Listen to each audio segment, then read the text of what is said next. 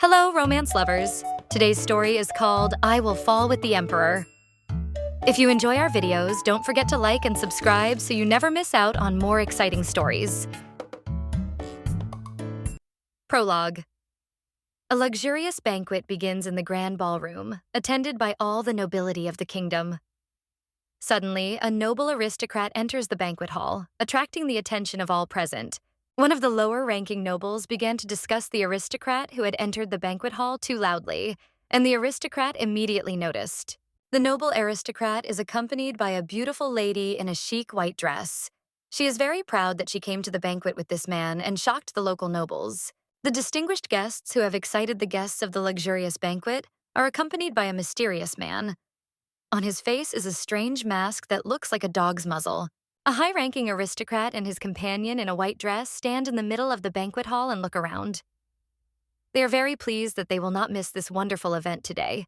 Suddenly, the nobleman accompanying the lady in white heard someone call his companion a princess who could become a bat. These words reached the ears of the nobleman, who decided to punish the gossip for his big mouth. The proud aristocrat walked up to the despised gossip and hit him. The man fell to the floor of the banquet hall. He was very scared and did not know what to do now. Perhaps he would be beaten even more or simply killed. But a lady in a white dress hastened to intervene in this unpleasant situation in all respects. The aristocrat calmed her companion, saying that a person with royal blood in his veins should not waste time and energy on some pathetic rat in human form. The girl in white achieved her goal. She managed to calm her companion and smooth over the inappropriate conflict. The lady smiled mysteriously and told the noble aristocrat that the luxurious banquet was just beginning, so he should save his strength and good mood for further entertainment that was still to come today. The companion of the wise lady in the white dress completely agrees with her. He said that the holiday is only gaining strength. One must be more restrained to taste all its fruits and enjoy them. This is how our story begins. The story of the main character of this story begins. She was born in a beautiful castle of the royal family, and is the first princess of the state of Berry. The beautiful castle of the royal family is famous throughout the area for its beauty and grandeur. The main character really likes living in her family estate. The first princess of the Berry Kingdom has a family that she loves very much. A king, a queen, a younger sister, and a brother who is the crown prince and is expected to inherit his father's title in the future. The main character also loves and respects her prosperous and cheerful people, for whom she is ready to sacrifice herself and do everything possible for the population of her kingdom. The first princess decided to sacrifice her social life at the request of her parents for the sake of the crown prince and her younger sister. This is necessary in order to effectively distribute state duties.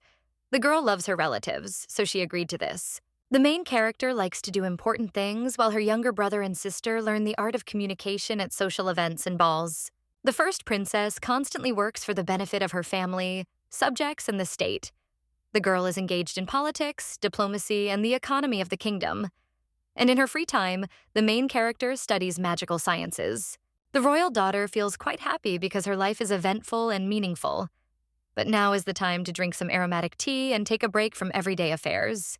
The quiet and measured life in the Berry Kingdom went on as usual until a bloody and cruel war with the Chariot Empire began. From that moment on, the fate of the main character and her family changed dramatically. One day, the king received a message from his enemies saying that his youngest daughter, Nicole, had been taken hostage. Now the ruler of the Berry Kingdom must capitulate. But he does not want to do this and tries to find a way out of this situation.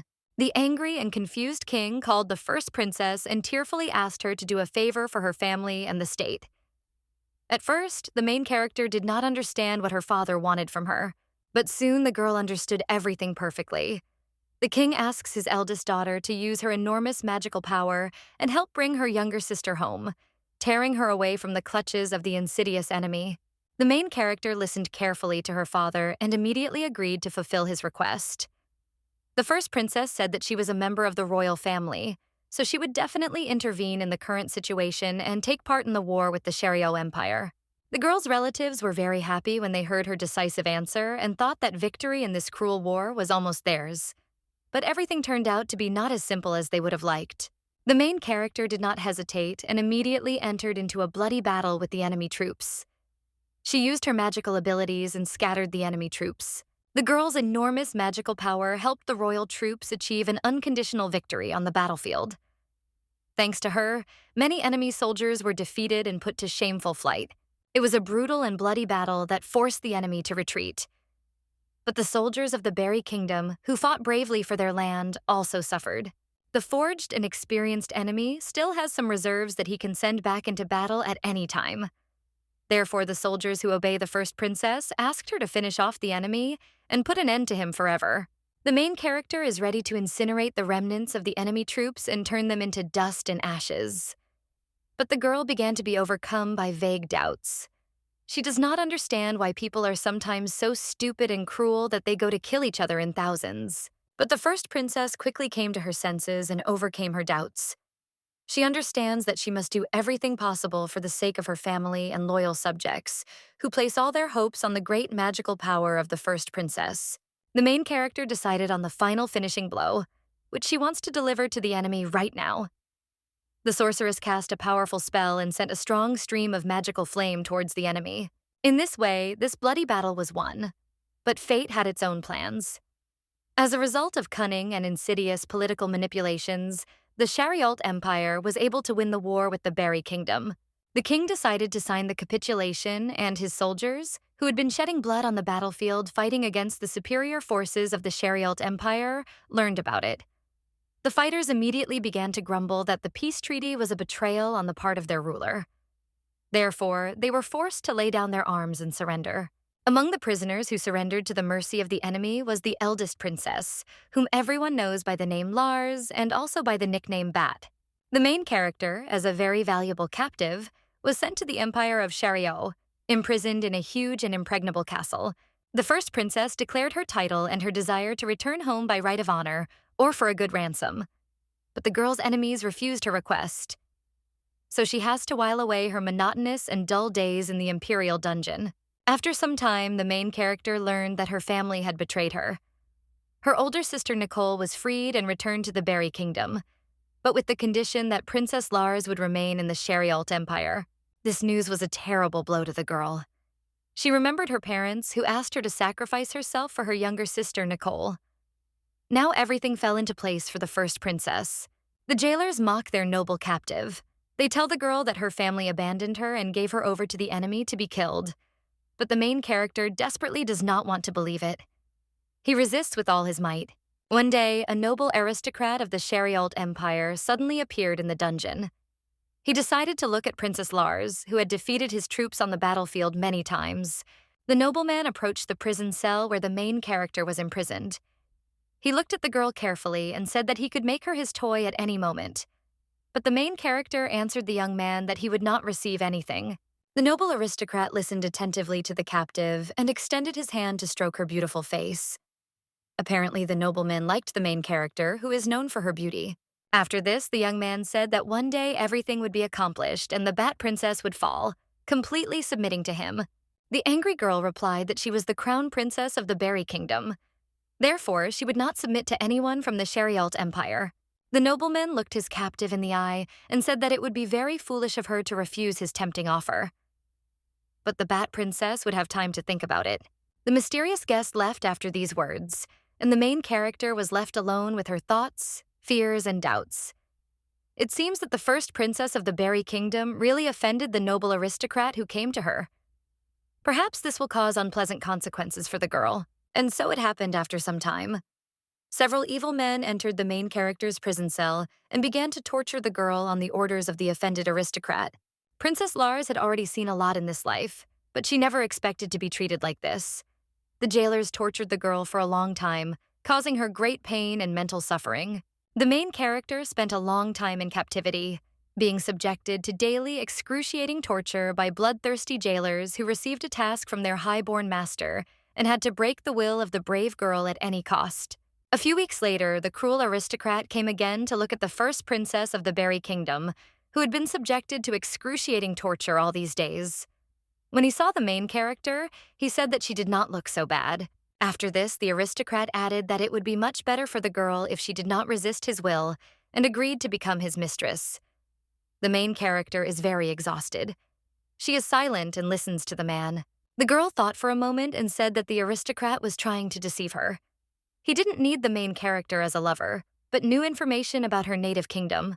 The young man listened attentively to his interlocutor and said that he proposed to the first princess of the Berry Kingdom from the bottom of his heart.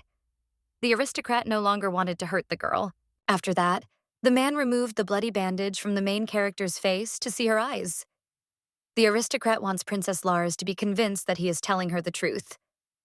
To do this, she must look into his eyes. After that, the young man looked her in the eyes and repeated his sincere offer to the proud captive. The man wants the first princess of the Berry Kingdom to become his beloved. The main character looks into the eyes of her tormentor and does not want to believe that he is telling her the truth. The girl still wants to go back home. The proud aristocrat watches his captive closely. He understands why she resists his will and wants to show her what they really think of the first princess in her native kingdom, so that she will lose her previous illusions. The ruler ordered his guards to send the princess to the capital of her native kingdom and abandon her in the middle of the street so that the girl would feel the hatred of her people. The aristocrat watches his captive and thinks that the most painful thing for people is when their illusions and dreams that nourish their fortitude are shattered. The lord must subjugate the girl who has great magical power. Otherwise, he will have to destroy her. But perhaps he will have to do without killing the princess if she takes a realistic look at the situation. A few days later, the main character was taken in shackles to her home kingdom. It turns out that the first princess of the Berry State had been imprisoned for 10 long years. It was a real shock for the girl when she learned about it from her guards. In the dark basement of the prison, time behaves differently than in ordinary life. When the first princess was brought to the capital of the Berry Kingdom, the guards threw her in the middle of the street and told everyone who she was.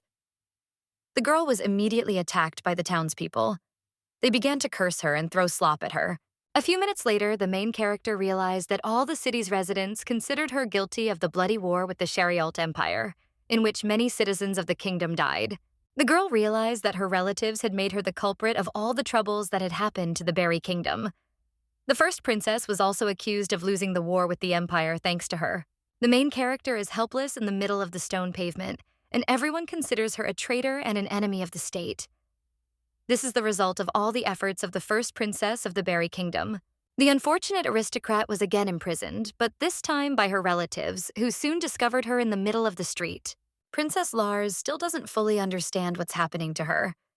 The girl can't understand why her relatives, for whom she sacrificed everything she had, put her in prison. Maybe it's some kind of mistake. After some time, the princess's younger brother came to the dungeon to talk to her. He told his sister that he had always hated her because she was a stranger to him. The young prince said that before the king met his mother and married her, he had a secret first wife who gave birth to Princess Lars. Perhaps she is not the king's daughter, but his brother's. This is not yet known for sure. But it is obvious that this girl is superfluous and alien to the royal family. The main character can't believe what she just heard from her younger brother, but the cruel reality won't change. It's a fact.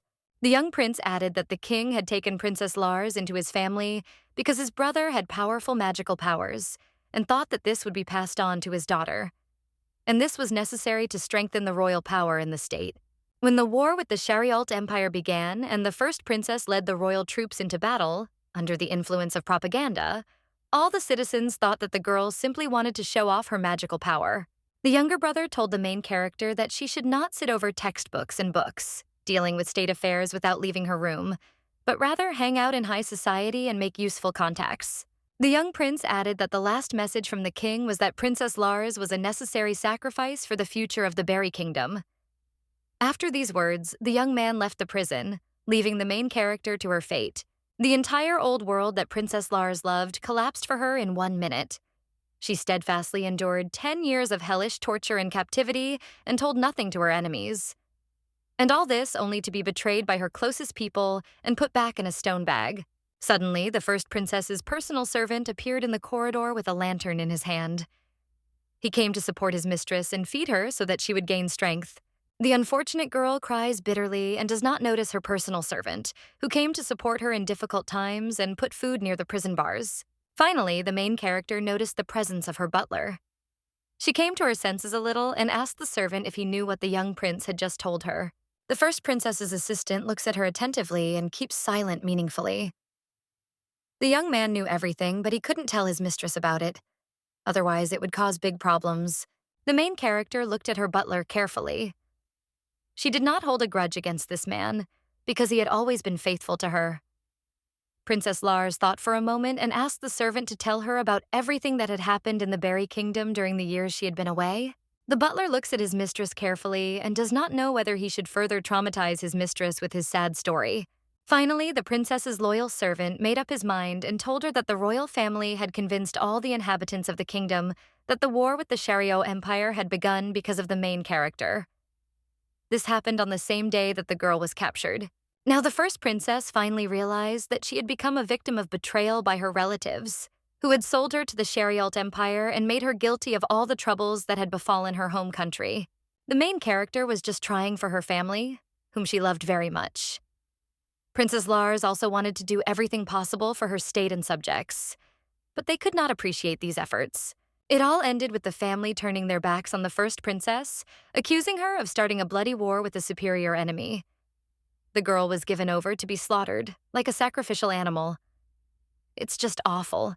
The main character immediately remembered the words of the ruler of the empire, who said that she would soon see for herself, and this man turned out to be the only one who told her the truth. The first princess incinerated thousands of enemies for the sake of her country, thanks to her magical abilities. But it all turned against her. Now the main character's former subjects consider her a traitor and want her shameful death. And there is no doubt that the royal family will gladly fulfill the crowd's desire. Realizing the gravity of her situation, Princess Lars realized that in the near future she would only face a shameful death on the chopping block, which was soaked in the blood of the enemies of the people and the kingdom of Berry.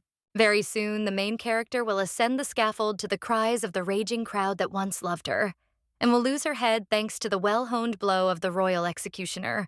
And at this time, the royal family will watch the shameful execution of the first princess and enjoy this spectacle.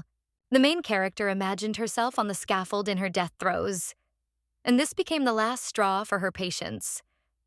From now on, Princess Lars no longer has a family. They are traitors and enemies who thirst for her death and shame. The girl will never forgive them for this. The prisoner remembered the emperor's face and his words that the princess's magical power would be very useful to him, so he wanted her to be with him. But first, the girl must lose all her previous illusions. The main character will no longer beg for mercy or forgiveness. Now she will take what is rightfully hers herself. The princess's enemies have chosen their own fate. The girl realized that she would never have her old life again. It was as if a sharp guillotine of hatred and malice had cut off the main character's past and divided her life into two halves. And at that moment, the first princess died on the scaffold, becoming a victim of her family's insidious plot. A beautiful sunny morning has come. The main character, as usual, woke up in her bed and decided to look at herself in the mirror. Today the girl saw a strange dream, as if she died under the knife of the guillotine. Princess Lars looked around. She couldn't understand how she ended up in her room again. After all, she had just been on the scaffold and lost her head to the joyful cries of the rioting mob. The main character turned her attention to her personal assistant and maids, who had already come to the first princess's room to help her change clothes and have breakfast. The girl doesn't understand what happened to her and why she instantly found herself back in her room. But it's not that bad if you think about it. The first princess looked closely at her personal assistant and noticed a strange detail. The main character's butler looked many years younger than when she last saw him in the royal prison. The main character looked at herself in the mirror again and realized that she too looked much younger. She had looked like this long before the war with the Shariot Empire began. The first princess's maid poured her some aromatic and invigorating tea, saying that Princess Nicole's birthday celebration had been a success. But now the girl needed to have a good rest. The maid said that time was passing very quickly because yesterday the main character's younger sister had already turned 16. The first princess looks at her maid carefully, and it seems to her that she is playing a joke on her. As far as the main character remembers, her younger sister is now much older. The main character decided to understand the current situation and understand what was happening now.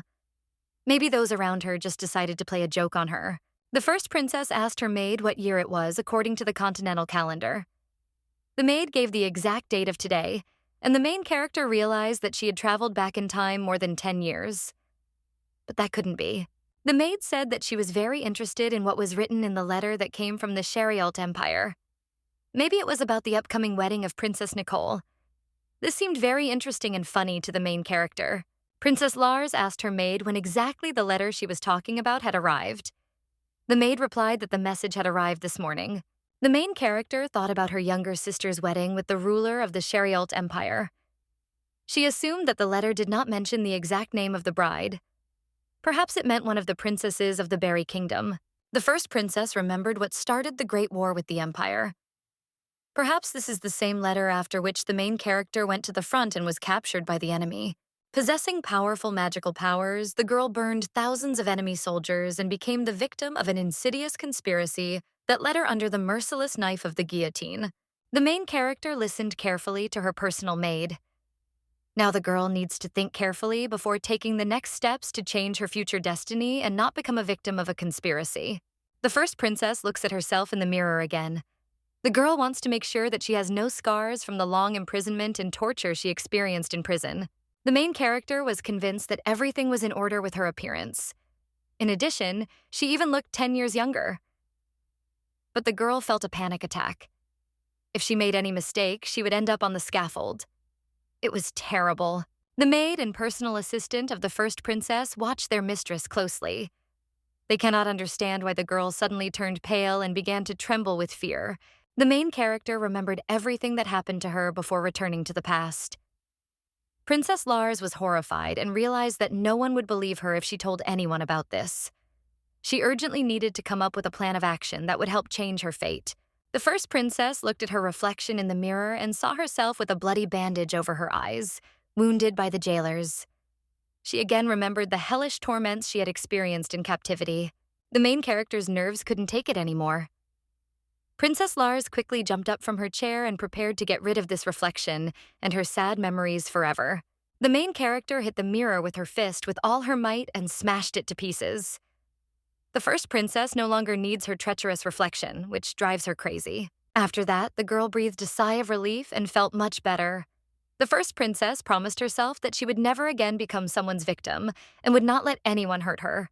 No longer will the angry and stupid crowd thirst for her blood on the royal scaffold. From this day on, Princess Lars will do everything so that the culprits of her suffering are punished and get what they really deserve. It is time to change her fate. So thought the main character. Now the girl knows how her relatives, for whom she was ready to give her life, really treat her. But from now on, the first princess begins her game, in which she will be the only winner. The main character stands in front of a mirror that she has just broken. Princess Lars realizes that she has just broken not her reflection, but a past life that will never exist again. The girl decided that she would never forgive her relatives who used her and put her to a shameful death on the scaffold. From now on, there is no forgiveness for them, and there never will be, even when the main character's revenge occurs. A frightened guard ran into the first princess's chambers after she broke the mirror. The warrior thought that something had happened to the mistress. But the main character quickly gathered her strength and came to her senses. She apologized for her behavior to everyone present and said that she had just been a little tired lately. After this, Princess Lars added that there was no need to tell the king and queen about this incident. They had enough to worry about with the letter that had arrived this morning from the Sharialt Empire. The maid said that she would keep today's events a secret. The main character thanked her and smiled mysteriously. Princess Lars calmed down a little and came to her senses. She looked at the shards of the broken mirror and thought that she could no longer allow anyone to take advantage of her. Now the main character is experiencing mental anguish that is stronger than the pain she endured during prison torture. When you are betrayed by loved ones, it is felt 100 times more painful. The princess's maid began cleaning her chambers. After a while, the king's maid came and said that he had announced an immediate family council. Princess Lars already knows what the king's personal maid will say now. She said that in view of the new circumstances, all members of the royal family must immediately gather for a family council. The main character listened carefully to her father's maid and said that she would soon appear at the family council, which was gathered because of the letter that came from the Sharialt Empire. The first princess looks around carefully. She looks at the servants who are tidying up her room. The girl thinks that all these people have known the truth about Princess Lars's true origin for a long time, but no one tells her anything. The main character gathered her thoughts and decided that now she would play her secret game. Let everyone think that the first princess knows nothing and continues to be a harmless victim of circumstances. The girl ordered her maids to finish cleaning her room and went out to see her family. The main character walks down the corridor of the royal castle and thinks about the letter that came this morning from the Sherialt Empire. If the first princess is right, then in this letter the emperor expressed his desire for one of the princesses of the Berry Kingdom to become his empress. In Princess Lars's past life, the emperor came up with a cunning plan. He married Princess Nicole and took her hostage, forcing the Berry Kingdom to capitulate to the Sherialt Empire. Silly Princess Nicole never realized what a big disaster her wedding had brought to her kingdom. She always thought only of herself. When the youngest princess was taken hostage by the emperor, King Barry decided to start a war in order to secretly exchange Princess Lars for his beloved daughter. The main character remembered the piercing gaze of the emperor, who told her in prison that she would soon die because of her stupid illusions. And then Princess Lars faced accusations of treason, disappointment in her own family, hatred of her subjects, and a shameful execution on the scaffold by beheading. This is a terrible story that the main character does not even want to remember. The main character remembers all the humiliations she had to endure at the mercy of her family. But now everything will be different. The predator and the victim have changed places. Princess Lars decided to become a villain, as her parents, brother, and sister wanted. Now they will learn what the wrath of a kind and patient person is, who is driven out of his mind by his enemies. A few minutes later, the main character came to the dining room, where the rest of the royal family had already gathered for an urgent family council. The first princess drank some aromatic tea and looked closely at her parents. The girl noticed that the king and queen were still young. So, she really did return to the past. The main character's father announced that the ruler of the Sherialt Empire wants to marry the princess of the Berry Kingdom and declare her empress with all the ensuing consequences. Prince Eric was very excited by this news. The young aristocrat jumped up from his seat and asked the king if it was true, or if the cunning emperor was playing some kind of wicked game again. Princess Nicole was simply shocked by her father's words. She did not expect that the great ruler of the empire would want to marry a representative of a less noble family than his own. Meanwhile, the main character listens attentively to what all members of her family are saying and does not interfere in the conversation. The king announced that Princess Nicole should become the emperor's wife. The girl listens to her father and thinks that by all the rules he should have chosen her as the emperor's wife. But now, knowing the whole truth about her true origin, Princess Lars is not surprised by the king's decision. The main character decided to play her secret game of revenge on those who betrayed her. So the first princess smiled at her sister Nicole and said that she was a great candidate for the role of empress. Princess Lars now knows that she would never have been chosen to marry the emperor. The main character's family has always loved only Nicole and secretly despised the first princess. The main character was previously in the dark and was constantly busy with state affairs and her education, helping the king in everything. The girl should have realized earlier that her relatives were using her. Princess Lars, at the request of her father, entered into a bloody war to save her younger sister, who was held hostage by the emperor. For the sake of her family, whom she loved very much, the main character went to kill thousands of people who came to conquer her native kingdom. The first princess put herself in mortal danger hundreds of times during brutal battles. She fought for her country and family, so she always emerged victorious. But it all ended with Princess Lars being betrayed by her trusted close relatives and handed over to a ruthless enemy who imprisoned the girl and subjected her to excruciating torture. Prince Eric intervened in the conversation. He said that he fully agreed with the king's decision. Princess Nicole would become a magnificent empress who would glorify her family for centuries. The main character watches her relatives closely at a family council.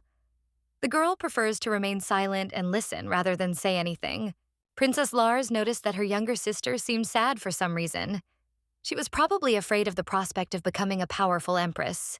The main character quickly assessed the situation and decided to act immediately in order to win her secret game. Princess Lars apologized for interrupting the conversation and told her relatives that she wanted to express her opinion on the current situation. The main character said that she does not support Princess Nicole's candidacy for the role of empress. The youngest princess listened attentively to her sister and did not believe what she had just heard from her relative. The confused girl did not understand what was happening now. Prince Eric looks at the main character and begins to frown. He also really didn't like the position that Princess Lars voiced. The king and his wife stare at their eldest daughter. The queen says that her eldest daughter should support her younger sister, as she has always done until today. This is no time for girlish selfishness. The main character replied that Nicole would become a wonderful empress. But there is a very weak point in the king's decision that could lead to tragic consequences if it is not taken into account and corrected. Princess Nicole relaxed a little and wanted to listen to her sister's opinion because she believes that she is on her side and will now say something very useful for her. The main character thought for a moment before continuing her speech. She said that Emperor Zephon Barb Verbena had always been known for his cold-bloodedness and extreme cruelty. This fact must be taken into account before marrying Nicole to such a tyrant. Princess Lars added that Nicole, who has a gentle character and grew up in love, will definitely be scared of a harsh monarch.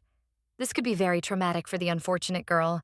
The main character continues her psychological game. She said that everyone has heard about the cruel nature of the emperor, who often tortures his prisoners himself. Once, Zephon Barb Verbena killed his father to seize the imperial throne. Therefore, it is nothing for him to kill his wife. The first princess remembered how the emperor's soldiers fought and realized that the ruler never allowed them to retreat. Otherwise, these fighters would inevitably die a painful death. The main character once again plunged into negative memories of her past life. This made the girl think and feel a little sad. But Princess Lars has no time for this nonsense. She must act now. Prince Eric listened carefully to his elder sister and said that, besides, the emperor already had 6 concubines. It turned out that the monarch was partial to women. This was not good for the future empress. The main character agreed with her younger brother and added that there were strange rumors that the concubines were constantly trying to kill each other in order to eliminate their rivals for a place on the emperor's bed. The first princess hugged Nicole and said that the girl would have to endure terrible treatment in a foreign country and in absolute solitude when none of her relatives would be near her. It was terrible. Relatives look closely at Princess Lars and understand that there is a grain of truth in her words. Maybe the girl is right about something. The main character hugged her younger sister and began to stroke her head, saying that she could not allow such a terrible fate for Princess Nicole. The first princess watches her relatives, who now look very confused. The girl realized that she played her game correctly and almost achieved her goal. Now the main character has to take the last step. She said that she will go instead of Princess Nicole to the capital of the Sherialt Empire. This must be done to protect the younger sister from the cruel emperor and his predatory morals. The king and queen listen attentively to their eldest daughter. At the moment, they are confused and do not know what to say to the main character. Perhaps her proposal makes sense. The king's eldest daughter thought for a moment and added that there would be a more suitable suitor for Princess Nicole in her native kingdom of Berry. The girl smiled meaningfully and said that for the sake of her younger sister, she could become her replacement as empress. Nothing can be done, but duty and love for the family makes the first princess make such a sacrifice. The main character understands perfectly well that her parents wanted to make Nicole the empress, not her. But now it will be very difficult for them to implement their insidious plan. When Princess Lars finished her speech, the dining room was silent for a few seconds. The royal family is in a state of shock and confusion after hearing the main character's proposal. The first princess made the right bet because the king and queen are most concerned about the safety of their beloved daughter. They will most likely accept their eldest daughter's proposal and give her in marriage to the cruel emperor. The main character looked at her younger sister, who was thinking about the words of the first princess, and her heart ached with longing and resentment towards Nicole, her brother and parents. Princess Lars thought again that once she could have given her life for her younger sister, and she would have done it without a second's hesitation. But now the whole truth has been revealed, and the past life can no longer be returned, and the grievances inflicted cannot be forgotten. The king of the Berry state thought about his eldest daughter's proposal and made a final decision. The monarch accepts the first princess's proposal, but he does so with great reluctance because he does not want to put his daughter in danger.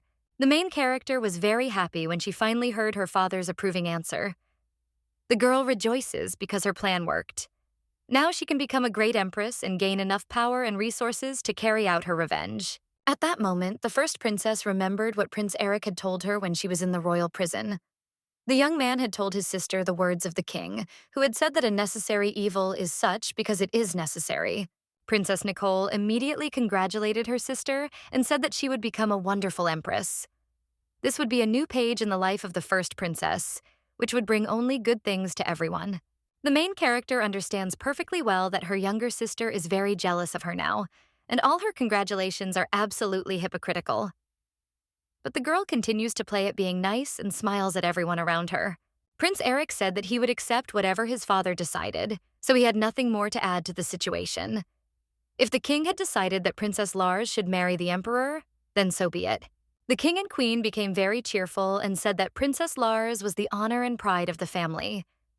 They had no doubt that they had made the right decision and were sending their eldest daughter into the hands of the cruel Emperor Zephon Barb Bourbon.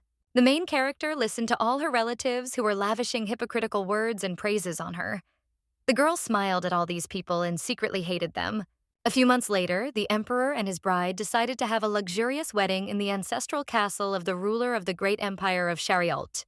The main character is dressed in a luxurious white dress, decorated with various jewels. The groom is also dressed in all white and gold. The wedding ceremony has begun. The emperor looks confidently ahead. He is, as always, reserved and silent. The monarch today leads his bride down the aisle so that she will become his wife and give him an heir to the throne.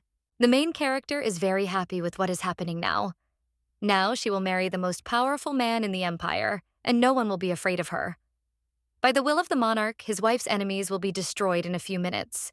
The royal family watches the wedding ceremony with great attention and joy. But they are glad that their beloved daughter Nicole is completely safe. The parents think about their eldest daughter only when they want to use her for their own purposes. The ladies of the court watch with envy the wedding of the emperor and the first princess of the Berry Kingdom. All the ladies would like to become the empress, but the main character turned out to be more fortunate. Princess Lars feels happy.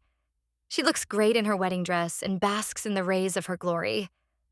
Now the girl will forever forget what loneliness is, because the enormous power of the empress is in her hands. The main character is no longer afraid of anything. She decided not to be a victim anymore, so she came up with a great plan. The girl will conquer her native kingdom of Berry herself to punish the traitors who deceived her all her life. Finally, the priest performed the wedding ceremony and asked the newlyweds to swear allegiance to each other. Everything is going according to Princess Lars's plan. The main character boldly looks into the eyes of the emperor of the great empire, because this time he is not her jailer, but her legal husband. Zephon Barb Verbena also looks into the eyes of her empress and prepares to seal their union with the first marital kiss. Princess Lars thought that something had changed in her soul towards the cruel emperor. Now she looks at the bloodthirsty tyrant completely differently. The newly minted empress knows that in alliance with this strong man, she will be able to defeat all her enemies and take revenge on the traitors who treacherously abandoned her to her fate. From now on and forever, Princess Lars becomes the empress of the state of Chariot. She remembers all her enemies and methodically implements her cunning plans into reality in order to inexorably bring just vengeance to all who deserve it. The emperor and his wife sealed their union with the first wedding kiss. Let's dive into the history of the Chariot Empire for a moment. It is a country that has vast territories where the climate is cool. This state has always prospered by capturing new territories. The main character knows that in every kingdom, magical power is transmitted through blood. The same thing happened in the state of Berry. Princess Lars has been given powerful fire magic. This power was given to the girl by her biological father, who is the brother of the king who adopted his niece, but did not tell her about it. In the Chariot Empire, hereditary magicians possess healing powers that can cure any existing disease. It so happens that in all countries of the continent, the most talented possessors of magical powers are representatives of the ruling families. In the state of Berry, such people are the king and Prince Eric. The queen and Princess Nicole also have magical powers. They are much stronger than those of ordinary nobles of the kingdom, but weaker than those of the king and prince. Princess Lars inherited the purest and strongest blood from her father. She possesses extraordinary magical knowledge and abilities, even compared to her relatives. The real mother of the main character, before her marriage to the king of the state of Berry, was engaged to his younger brother, who possessed the same powerful magical power. It was passed on to Princess Lars. A special story happened with the emperor of the state of Chariot, Zephon Barba Verbena. His path to the imperial throne was not as simple as it might seem at first glance. The previous emperor had 10 concubines, so he had a large number of children, but the most powerful magical abilities were transferred to Zephon Barb Verbena. Less than a year after his father declared the young man his heir, he took over the imperial throne. It is said that the young monarch took advantage of the chaos of war and killed his father to seize power. After ascending to the throne, Zephon Barb Verbena expanded the territory of the Chariot Empire even more and took 6 mistresses who looked at the main character with envy during the wedding ceremony. These ladies live in the same palace and have great power in the state. This state of affairs continued even after the main character became the emperor's legal wife. He did not stop visiting his concubines. Princess Lars lives in the imperial castle. Her personal servant is next to her. She thinks that Nicole could not survive in such a hostile environment. The young emperor immediately told his wife that he had no intention of helping her in her difficult relationship with her concubines. He recommended that the empress simply ignore these empty and stupid women. The monarch said these words immediately after the wedding ceremony. After that, the young emperor told his wife that he had nothing more to say to her and went away somewhere, leaving the main character alone. The newly minted empress did not see her husband again that day. She does not know where he disappeared to or what he did in the evening and at night, because the emperor did not come to spend the night with her either. The girl guesses that her husband had a wonderful time in the arms of his concubines. But this does not matter to her, because both newlyweds entered into a marriage of convenience, not love. In this situation, the only person the main character can trust is her personal servant named Shin. She could take one maid with her to the imperial castle, but the girl chose her valet. In his past life, Shin was a friend of Princess Lars who supported her when she was imprisoned and told her everything that happened in the Berry Kingdom during her absence. The main character feels gratitude to this young man who always takes care of her. The Empress also trusts him and can count on his loyalty. The girl decided to give her personal servant a little test. She asked the young valet how he felt about his mistress becoming the emperor's wife and now living in his palace, which was full of enemies and ill-wishers. Servant Shin answered without hesitation that he does not decide such questions. The only thing that is important to him is that he carried out the order that was given to him. That is the main thing. The young valet's answer did not completely satisfy the main character. She cannot fully understand whether the servant supports her in the current situation. Theoretically, Shin can spy against the girl in favor of her father. The main character looked at her personal servant carefully and thought that he was a very mysterious young man, whom she in fact knew very little. Perhaps he was not a person at all. Shin Faniworth worked in the royal palace for a very long time and always performed his duties perfectly. But he was distinguished by his silence and uncommunicativeness with others. The main character remembered that in her past life, her personal servant stayed with her when everyone in her native kingdom abandoned her and began to openly hate her, thirsting for the death of the first princess. When his mistress was in prison, Shin Faniworth brought her food every day and supported her morally. The faithful servant told Princess Lars about everything that was currently happening in her native kingdom. The young valet said that he had finished combing his mistress's hair. At that moment, the Empress thought that Shin Faniworth, due to his character, had always treated her without prejudice. The main character thanked her valet for his services and looked at him meaningfully. The girl wants to know everything she can about her mysterious personal servant. The Empress looked around carefully and noticed that during the entire time she had been in the imperial palace, not a single maid had come to her room to clean it. All the work was done by Shin Faniworth. The main character is grateful to her faithful valet that he did not let her down in this strange situation. He simply does his job and does not ask unnecessary questions. At Carefully, Sheena Fenivorsa thinks that all the local maids deliberately do not come to clean her room, thus showing the newly minted Empress their disdain and disrespect. Today, the main character tried to call one of the maids, but she pretended not to hear her and simply walked past her mistress. This is just some kind of mockery. The Empress remembered her past incarnation and the letters her younger sister Nicole sent home to complain about the terrible living conditions in the imperial castle. The youngest princess also wrote in her tearful letters that the local maids treated her very badly, slandered her during dinner, and did not clean her room. The main character remembered all this and thought that she could endure any domestic difficulties if she were on a military campaign. But in the castle of her lawful husband, the Empress will behave differently. She will not leave it like that. The new Empress came out of her chambers into the corridor and asked the first servant she came across to bring her a glass of water. But the maid pointedly ignored her mistress. Shin Faniworth noticed this and said that he would immediately bring his mistress a glass of water. But the Empress stopped him. She wanted one of the local maids who worked in the imperial palace to carry out her order. The main character approached the maid who was standing not far from her and again gave her the same order to see her reaction. This treatment of the impudent maid had some effect. The maid was frightened because she did not expect the new Empress to be so bold and decisive. The main character decided that she would no longer stand on ceremony with the maid who ignored her orders and acted as if the Empress did not exist. The girl grabbed the maid by the collar and asked her if she was deaf. After that, the new mistress pushed the impudent maid hard. She fell on the marble floor of the corridor and was completely confused by the surprise. The maid does not understand what she needs to do now to save herself from the wrath of the angry Empress. The main character cast a magic spell to demonstrate her fiery magic to the disobedient maid. From that day on, everyone who works in the Imperial Palace must understand that the Empress is not to be trifled with. After that, the fire mistress asked the frightened maid why everyone was ignoring her and who had given such an order. If the maid did not answer, she would die immediately in terrible agony.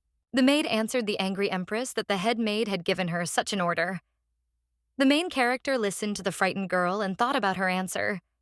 It was all very strange. After this, the Empress released the unfortunate servant and ordered her to immediately bring her a glass of water. The maid immediately ran to carry out her mistress's order. Now she became much more accommodating. A few minutes later, the maid returned to her mistress and brought her a glass of clean water.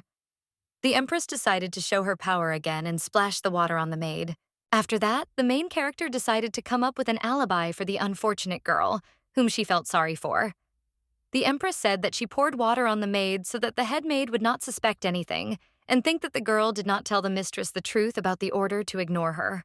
The young maid was glad that the Empress had forgiven her and wanted to help her in the current situation.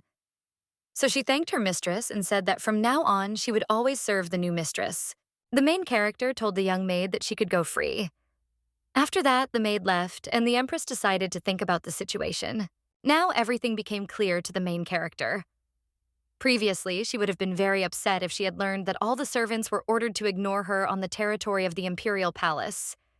But now the girl has become much stronger. Princess Lars went through terrible trials during her previous incarnation. Now she has returned 10 years into the past, has become a powerful empress, and will not miss the opportunity to change the script of her destiny. The main character remembered everything that the young maid told her. It turns out that the senior maid received a bribe from the emperor's fourth concubine so that the maids would ignore the empress. The young maid also confessed to her mistress that her boss was in cahoots with the emperor's sixth concubine. Therefore, the main character must be very careful while she is in the palace. The empress is in her chambers, resting after interrogating all the maids she could find. Now the girl analyzes the information she received. The main character thought for a while and came to the conclusion that she needed to interrogate the head maid, who had given all the maids under her orders to ignore the empress. The girl ordered Shin Fenneworth to bring the head maid to her immediately.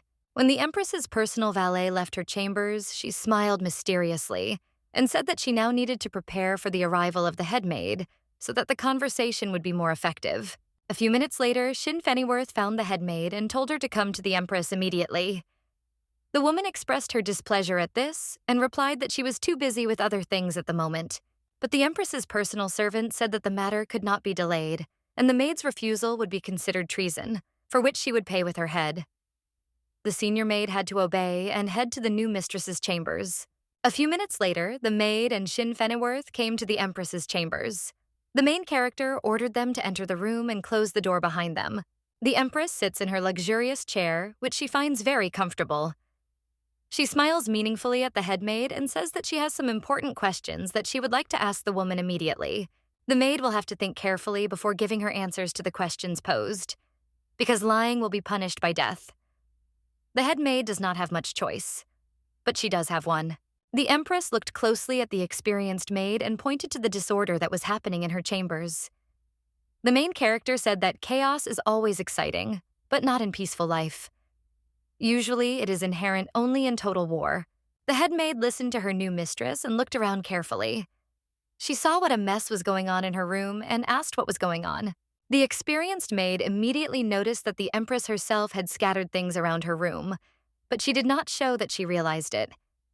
The main character asked the maid why no one was cleaning her chambers. The empress mocks the bribed palace worker. The main character ironically stated that she was very lonely all these few days that she spent in her room without the services of the local servants. The head maid listened attentively to her new mistress and asked why she was telling her all this now. The maid did not yet understand that the empress had decided to teach her an important lesson for the future. The experienced maid has no choice but to completely deny her involvement in the new Empress's room not being cleaned. The head maid said that all the maids were inactive only because they did not like the new mistress. Apparently, the head of the maids does not understand that her plot has been exposed. She continues to deny her guilt and looks at the Empress with hatred. The main character and her personal servant listen attentively to the experienced maid and understand that she is lying. The Empress said that she has enough power to punish her subordinate exemplarily. The head maid continues to insist on her loyalty to her new mistress. She said that she provided the Empress with one of the best rooms in the imperial palace. This is her merit. In this castle, the head maid's wish is the law for all the maids. Therefore, they will continue to do a thorough cleaning of the young Empress's chambers. After this, the head maid looked meaningfully at her mistress and said that she had already done a lot for the young wife of her emperor, despite the fact that her title was only a formality and did not give her any power here. The maid thought for a moment and added that the young ruler already had many worthy wives. Therefore, the young empress should not forget the true state of affairs. Now the head maid decided to take all the blame off herself again. She said that the maids in this castle loved and respected the emperor's mistresses more, so they did not want to follow the orders of a worthless princess nicknamed Bat. The main character listens attentively to the head maid and cannot believe that this woman dared to do such impudence. She will have to answer for her impudence and stupidity. The head of the maids decided to ease the tense situation a little and said that perhaps she would one day recognize the main character as her empress. She added that then the attitude of the other maids towards their new mistress would change. In the meantime, the young empress should be grateful for what she has and not get upset over any little things. The head maid began to attack the main character again. She said that the young empress should clean her own room because the head of the maids was not going to serve a girl with plebeian blood in her veins. After these words of the impudent maid, the patience of the main character snapped. She stopped the woman, who was about to leave, by lifting her leg and placing it on the maid's shoulder. This scared her very much. After that, the main character said that she was convinced that the head maid still did not understand who was in charge here. Now the girl will show the impudent servant that she is her true empress, who should be respected and obeyed. The head maid realized that the mistress was not going to joke with her now, and that she would be punished for her insolence. The woman was very frightened and did not know what to do or say. The main character looked her interlocutor in the eyes and said that she was not going to tolerate such an attitude towards her person, even if everyone here considered her only a formal empress. The head maid was speechless with fear. The girl did not let go of the impudent maid. She asked why the subordinate had now lost her pride and was trembling with fear. The maid continues to tremble and remain silent. She has already guessed that she has said too much today, and now she will have to pay dearly for it. The main character grabbed the head maid by the hair and ordered her personal servant to hand her the scissors. The frightened woman noticed the gleam of sharp steel and was completely horrified. Shin Faniworth handed his mistress a pair of sharp scissors so that she could do whatever she had in mind. It would be a fine lesson in obedience for the impudent maid who had forgotten her place in this palace. The head maid is in complete horror. She asked the young empress what she was going to do with her now, but the main character remains silent and gets down to business. The young empress showed her interlocutor a pair of sharp scissors and said that in honor of their acquaintance, she would limit herself to the woman's hair today. But next time, another part of the impudent servant's body would suffer if she did not correct her behavior. The head maid listened to the young mistress and began to beg for mercy.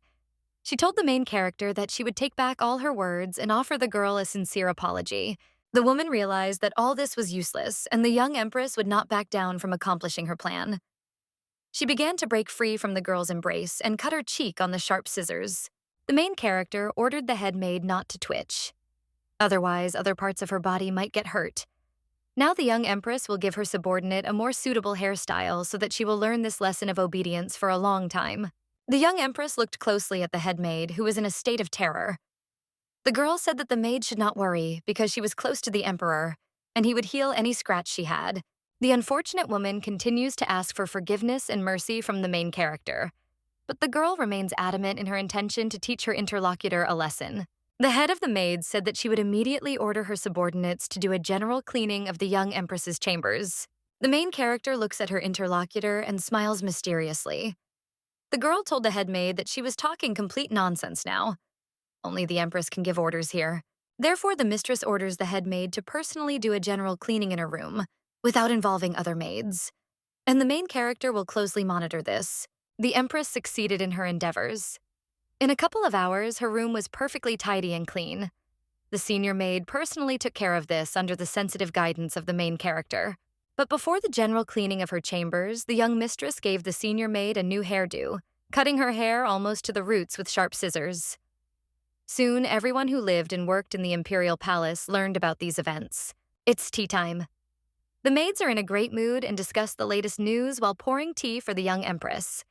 The girls admire the actions of the main character and how she put the senior maid in her place. The young empress drinks aromatic tea, listens to the gossip of her maids, and enjoys the perfect cleanliness of her luxurious room. Now she is happy with her stay in the imperial palace.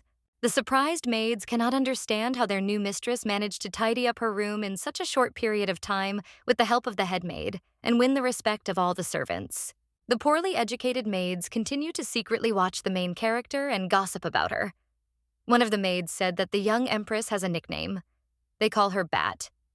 One day, Princess Lars deposed her younger brother in order to usurp power in the Berry Kingdom in the future. The second gossip said that the young lady had become known in her country as a real villain. Those in the know say that Princess Lars has greatly raised taxes on the common people in order to obtain financial resources for holding constant celebrations and banquets. The stupid gossip added that the young empress had recently rewritten all the laws of her native kingdom in her favor, threatening her blood father with fire magic. Otherwise, she would have easily burned the unfortunate king. The evil and unprincipled Princess Lars has subjugated all her unfortunate relatives, who unquestioningly carry out all her orders. It's just awful.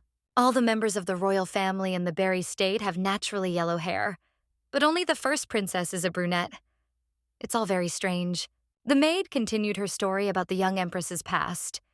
She said that Princess Lars was popularly known as the Bat because of her immoral behavior and black hair, which distinguished the girl from the rest of the royal family. There are rumors that the young lady is not a blood relative of the king of the Berry state.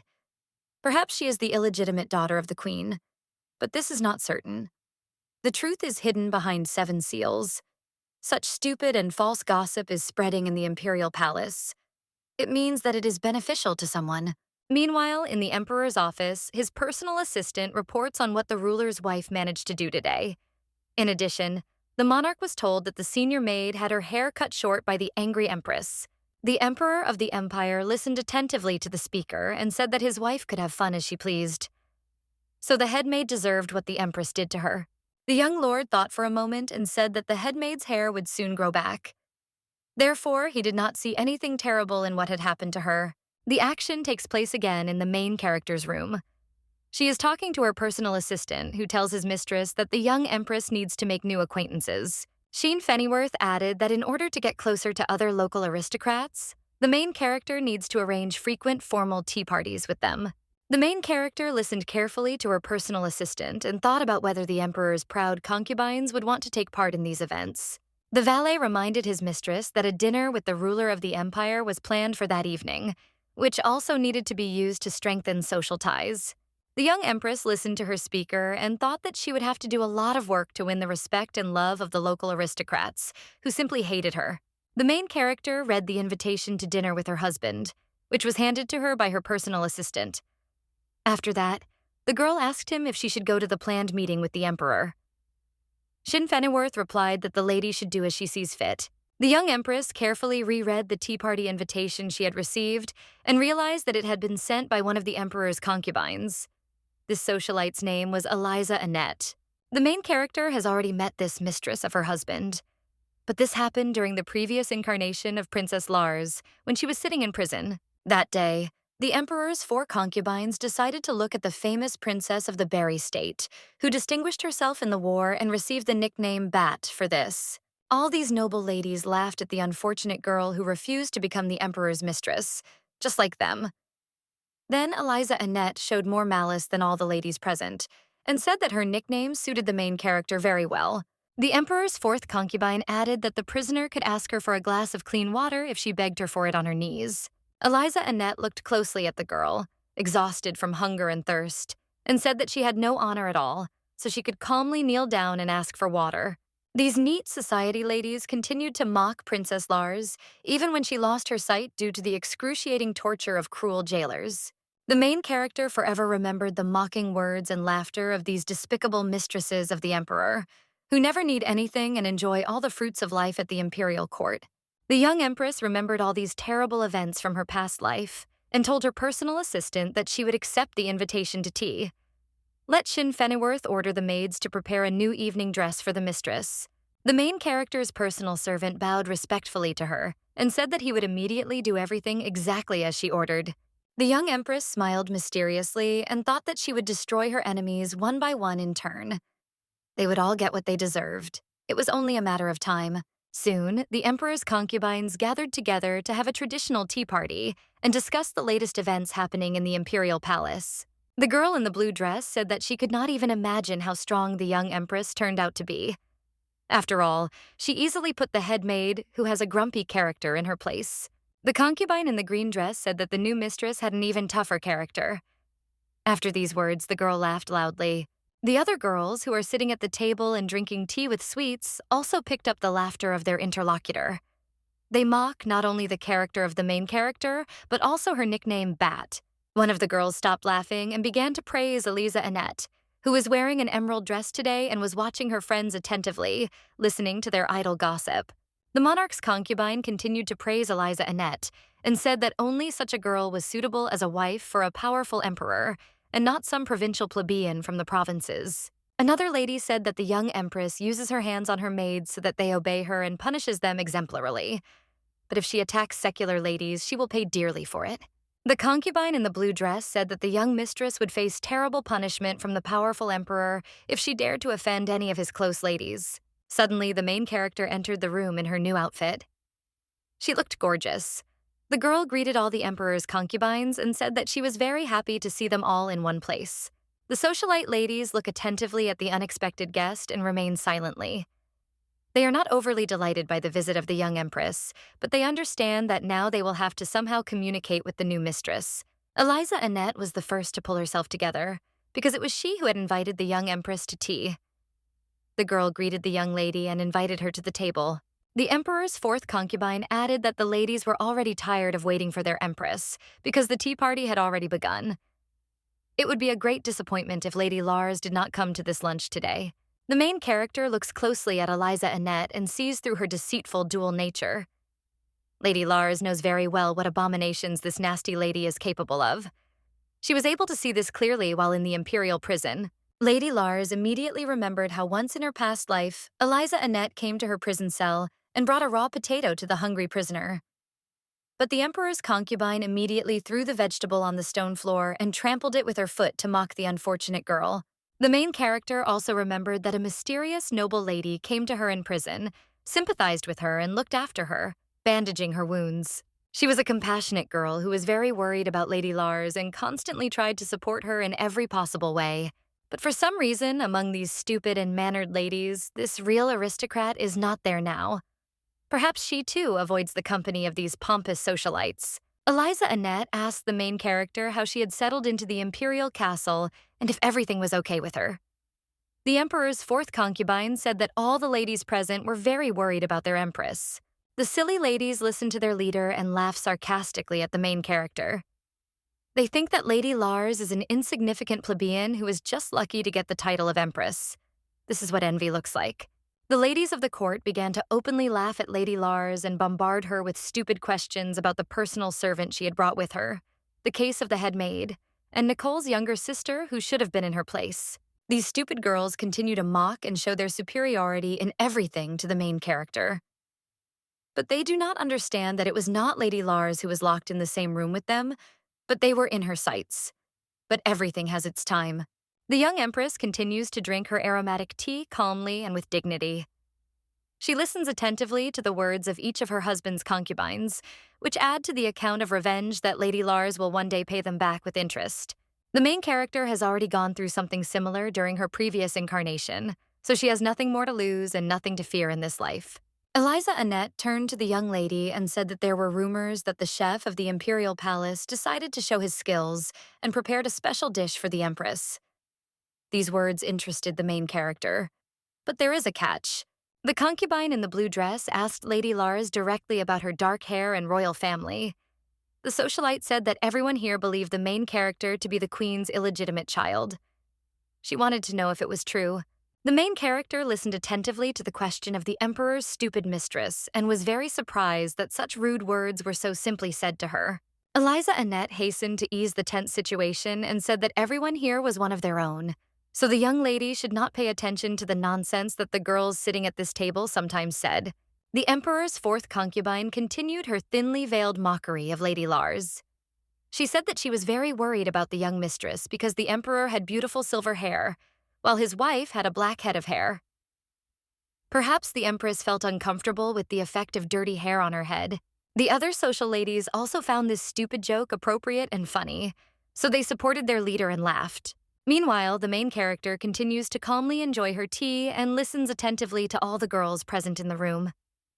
Lady Lars remembered her younger sister Nicole for a moment and thought that this gentle girl would not have lasted here for even a few months. However, that is what happened. But in a past life, Lady Lars put her cup of tea on the table and decided to fight back against these silly ladies who think they can do anything. The main character smiled meaningfully and said that if she had been an illegitimate child in her family, she would have been treated differently and would not have received the love that she had been surrounded with since childhood. After this, Lady Lars asked Eliza Annette whether her child would be legitimate if she became pregnant by the emperor during their meetings, which would soon cease altogether. The monarch's beloved wife would take care of this. The heroine continued her attack. She said that Eliza Annette's illegitimate child could inherit her hair color. Then everyone would doubt that this bastard was born thanks to the monarch. Maybe his mother, who had always been distinguished by low social responsibility, gave birth to a child from another man. This was a masterful blow to the pride of the emperor's fourth concubine. She could no longer restrain herself from attacking the young mistress for such a cruel insult. Eliza Annette's patience ran out, and she quickly jumped up from her chair and told Lady Lars to shut her mouth immediately and stop insulting her.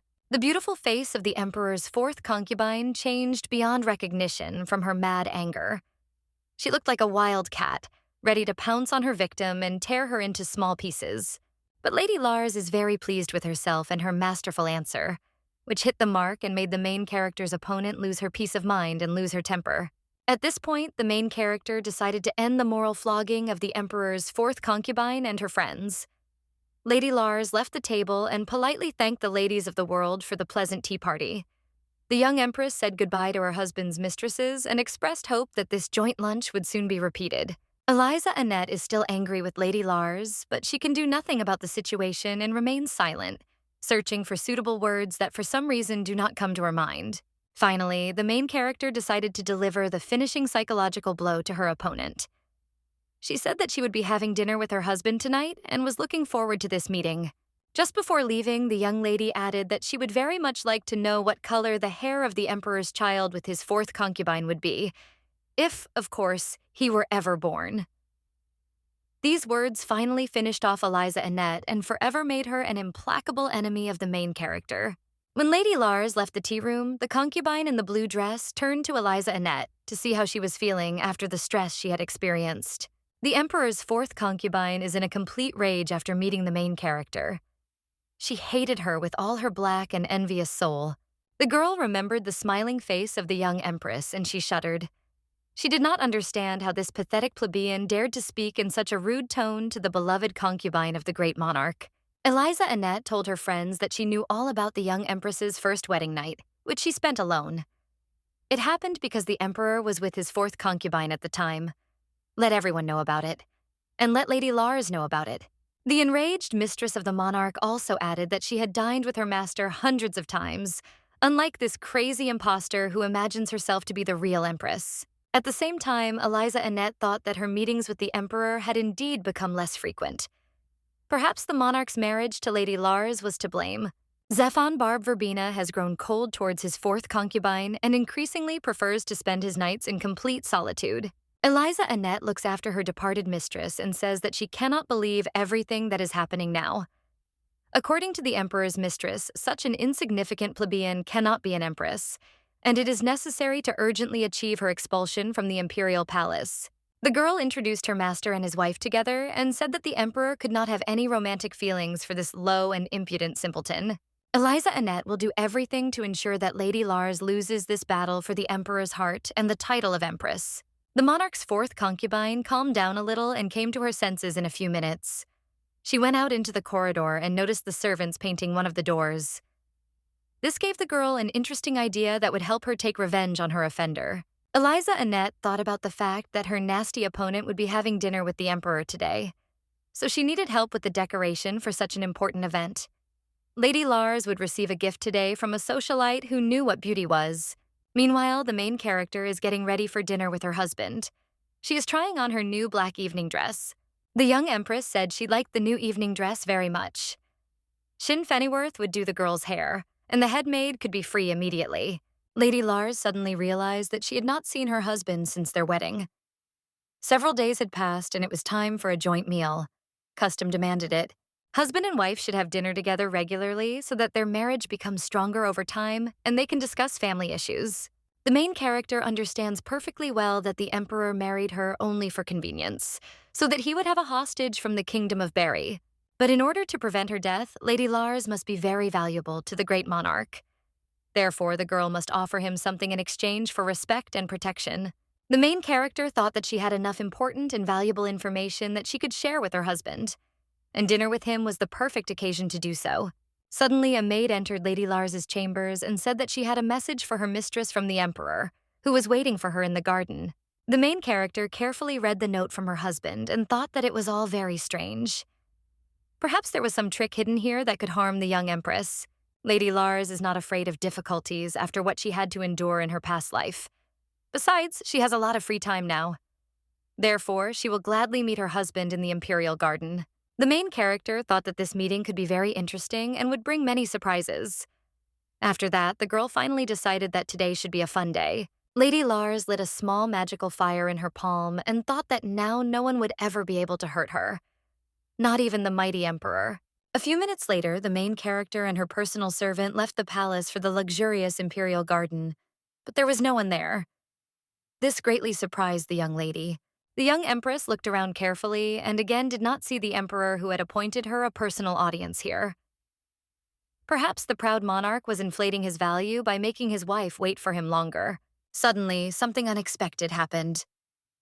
From the second-floor window of the building where the main character is standing, someone poured a bucket of white paint on the girl. A very insidious act by Eliza Annette, who decided to take revenge on Lady Lars in such a low way. The young empress's personal servant did not lose his presence of mind in such an unexpected situation. He looks closely at his mistress and is already wondering whether she has suffered and whether it will be possible to save her luxurious black evening dress, which is completely covered in white paint. From the second floor, Eliza Annette, who poured white paint on the girl, looks at the main character. She sarcastically asked Lady Lars what happened to her black hair and luxurious dress. The main character noticed the Emperor's fourth concubine, who was on the second floor. The girl immediately realized that all this was set up by the Emperor's insidious mistress. Eliza Annette continues to mock her competitor. She laughed and said that the main character looks good in white. Maybe it even looks better on her. The young empress looks askance at the foolish concubine and restrains her anger with all her might. She must endure this test with dignity in order to realize all her plans. The Emperor's fourth concubine enjoyed the spectacle of her humiliated and insulted competitor to her heart's content and went to her chambers. The main character withstood this blow of fate with dignity. She didn't even cry. Only white paint filled the girl's eyes, which she constantly tries to clear from the white coating. It turned out that the Emperor was secretly watching this whole situation, but he wanted to remain unnoticed. Zephon Barb Verbena assessed the actions and words of both girls and made his own conclusions. Now the monarch looks closely at his wife and wants to know what she will do next. This will help the Emperor get to know Lady Lars better. The young empress is very dignified in this situation.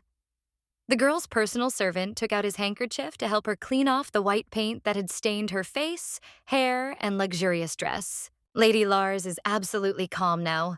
She managed to contain her emotions. The girl asked Shin Fennyworth to prepare another dress for her to change into. The valet bowed respectfully to his mistress and said that everything would be done precisely and without delay. The main character praised her personal servant and thanked him for his good service. After this, Lady Lars touched her black hair and realized that it was also heavily stained with white paint. The girl asked her personal valet to prepare a hot bath for her. The young lady added that she had to hurry to wash off all the paint before it dried and soaked into her hair. Otherwise, she would have to cut it off mercilessly. And the girl didn't want to do that at all. The evening has come, and it is time for dinner with the emperor. The young monarch is already sitting at the dining table, which is bursting with a large number of different dishes on it. The husband is waiting for his wife with interest and impatience. Zephon Barbu Verbena is very interested in whether his wife was able to wash off the white paint and how she looks now after the incident that occurred in the imperial garden this afternoon.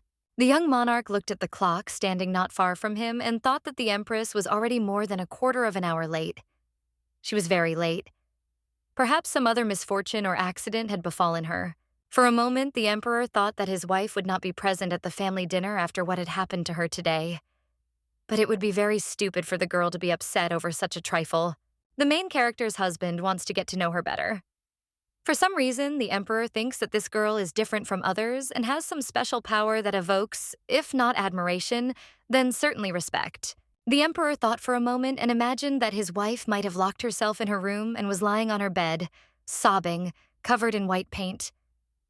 If that was the case, the empress would not come to dinner with her husband. Zephon Barb Verbena had already given up hope that he would be able to wait for his wife. He told his personal servant that he wanted to go to his room to rest. The valet replied that he would immediately prepare everything. Suddenly, the emperor heard the voice of his wife, who apologized for being late and for making her husband wait for her too long that evening. The young monarch looked at the empress and was very surprised by her new appearance. The emperor did not expect his wife to find such an original solution to today's problem with white paint. Now he understood why the girl was so late and late for the family dinner. Lady Lars appeared before her husband in a completely new look. From a burning brunette, she turned into a charming blonde, having dyed her hair white. It should be told what happened to the main character's younger sister during her previous incarnation, after Eliza Annette poured white paint on her in the Imperial Garden. The girl returned to her room and began to panic. She told her personal maid that she no longer wanted to be the empress and longed to return home immediately. The maid listened attentively to her mistress and said that she urgently needed to calm down. But the girl replied that it was very difficult for her to come to her senses after what had happened in the Imperial Garden today. Lady Nicole continues to be outraged by everything that is happening to her. She said that she will no longer tolerate the terrible treatment of the emperor's concubines and their maids. The young mistress's maid said that she would immediately prepare a new dress for her. But Lady Nicole replied that she had better make preparations for her return to the Kingdom of Berry. The maid said that this was impossible. The main character's younger sister said that all this was very unfair. She was not used to such treatment and wanted to return to her mom and dad as soon as possible. Let Lady Nicole's older sister take her place. The unhappy and persecuted girl decided to immediately write a letter to her parents so that they would know the whole truth about how the local inhabitants were treating her. The selfish princess writes a letter to the Berry Kingdom and talks about how her entire people will go to war against the Sharialt Empire when they learn how Lady Nicole is being treated there. But that was the case during the main character's previous incarnation. That's how Lady Nicole behaved in a difficult situation. Lady Lars behaved completely differently in the same situation. She managed to turn her tactical defeat into a strategic victory. The emperor greeted Lady Lars and invited her to share his evening meal. After this, the young monarch sat down in his place and began to eat quietly. All the servants who are now in the dining room cannot stop marveling at the main character who appears before them in a new image. The young empress stands near the sumptuously set dining table and looks attentively at her husband. The girl is preparing to take her place at the table to dine with the emperor. But first, the main character wants to clarify one question that interests her now. For a moment, Lady Lars thought that the emperor simply did not recognize her in her new appearance, so he eats calmly. But all these thoughts turned out to be nonsense. Of course, the young monarch recognized his wife in a new guise. It's just that the emperor knows how to restrain and hide his emotions. That's why he was known as a cold and callous person. The main character thought about it and took her place at the dinner table. Today, Lady Lars appeared before her husband in her true form because her hair was always yellow. The girl washed the dye out of her hair today and decided not to dye it black anymore. The eldest princess of the Berry State always dyed her hair black for her own safety, because she had gained great magical powers. The girl always wanted to hide this from ill-wishers and potential enemies who could attempt on her life or harm her. Lady Lars's relatives convinced her to dye her hair dark so that her enemies would not find out that she had powerful magical powers and could not take them away from her. But all these camouflage tricks did not save the unfortunate princess from betrayal by her family and death by guillotine knife in the central square of her native capital. Now, Lady Lars's true appearance fully corresponds to her inner state. The main character has once again found herself as she really is. The young empress looked closely at her husband, who calmly continued to eat his dinner, pretending that he was not surprised by his wife's new appearance. The main character thought that in her homeland, golden hair is a symbol of royal power and great magical power. This has been the case since ancient times. The girl also thought about her husband's silver hair, which has also been a symbol of great magical power since ancient times. Lady Lars remembered once again that her parents had not pushed her to change her hair color for her own safety. They had simply wanted to ruin their eldest daughter's reputation because they did not love her. Now the main character has regained her true essence and will not let anyone hurt her anymore. Let her golden hair become a symbol of strength and freedom from now on. Lady Lars came out of her thoughtful state and turned her attention to the Emperor, who was currently looking at her intently. The main character feels like the young monarch is reading her thoughts and fully understands what she is thinking about. Zefan Barb Verbena has always been famous for his insightful mind. The young empress asked her husband if he had anything to say to her now. This tense and awkward pause needed to be ended urgently and the situation diffused. But the young monarch decided to pretend that he was not at all surprised by his wife's new appearance and drank a glass of wine instead of asking the empress about anything. After this, the ruler ordered his servant to pour him another glass of wine. The valet was very surprised by this request, because the emperor had never drunk so much wine before. The servant pours a liquor into his master's glass and thinks that the emperor has never behaved like this before. The young monarch always eats a hearty meal before drinking a glass of wine, but now everything is different. The wine he had drunk had gone to the emperor's head a little, and he felt more relaxed. Zefan Barb Verbena decided to loosen his tie a little, which had become a nuisance and was pressing on his neck. The main character looks intently at her husband and again plunges into sad memories of her past incarnation. Lady Lars strained her memory and recalled in detail that fateful day when he came to her in her prison cell to propose to her to become his concubine. But then it all ended with the monarch, who has the gift of healing, curing the wounded eyes of the unfortunate princess so that she could go to her homeland and see for herself that she was considered an enemy there and hated by absolutely everyone. In this reality, the emperor is the main character's husband, with whom she is now having dinner and trying to get to know better in order to establish good contact. The noble gentleman placed a glass of wine on the table and casually asked his empress whether she had dyed her hair or if it had seemed that way to him. The main character listened attentively to her master's question and answered him that this was her natural hair color. Today, Lady Lars decided to change her image and return to her true appearance. After these words, the emperor looked closely at his interlocutor and was truly surprised. He did not expect such a turn of events. Therefore, he tries to figure out how this will affect his future plans regarding the empress. The main character hurried to explain to her husband why she always dyed her hair dark. The girl said that these were the rules in her family that should not be broken. Lady Lars thought for a moment and decided not to tell her husband the whole truth. She only wanted to lift the veil of this secret.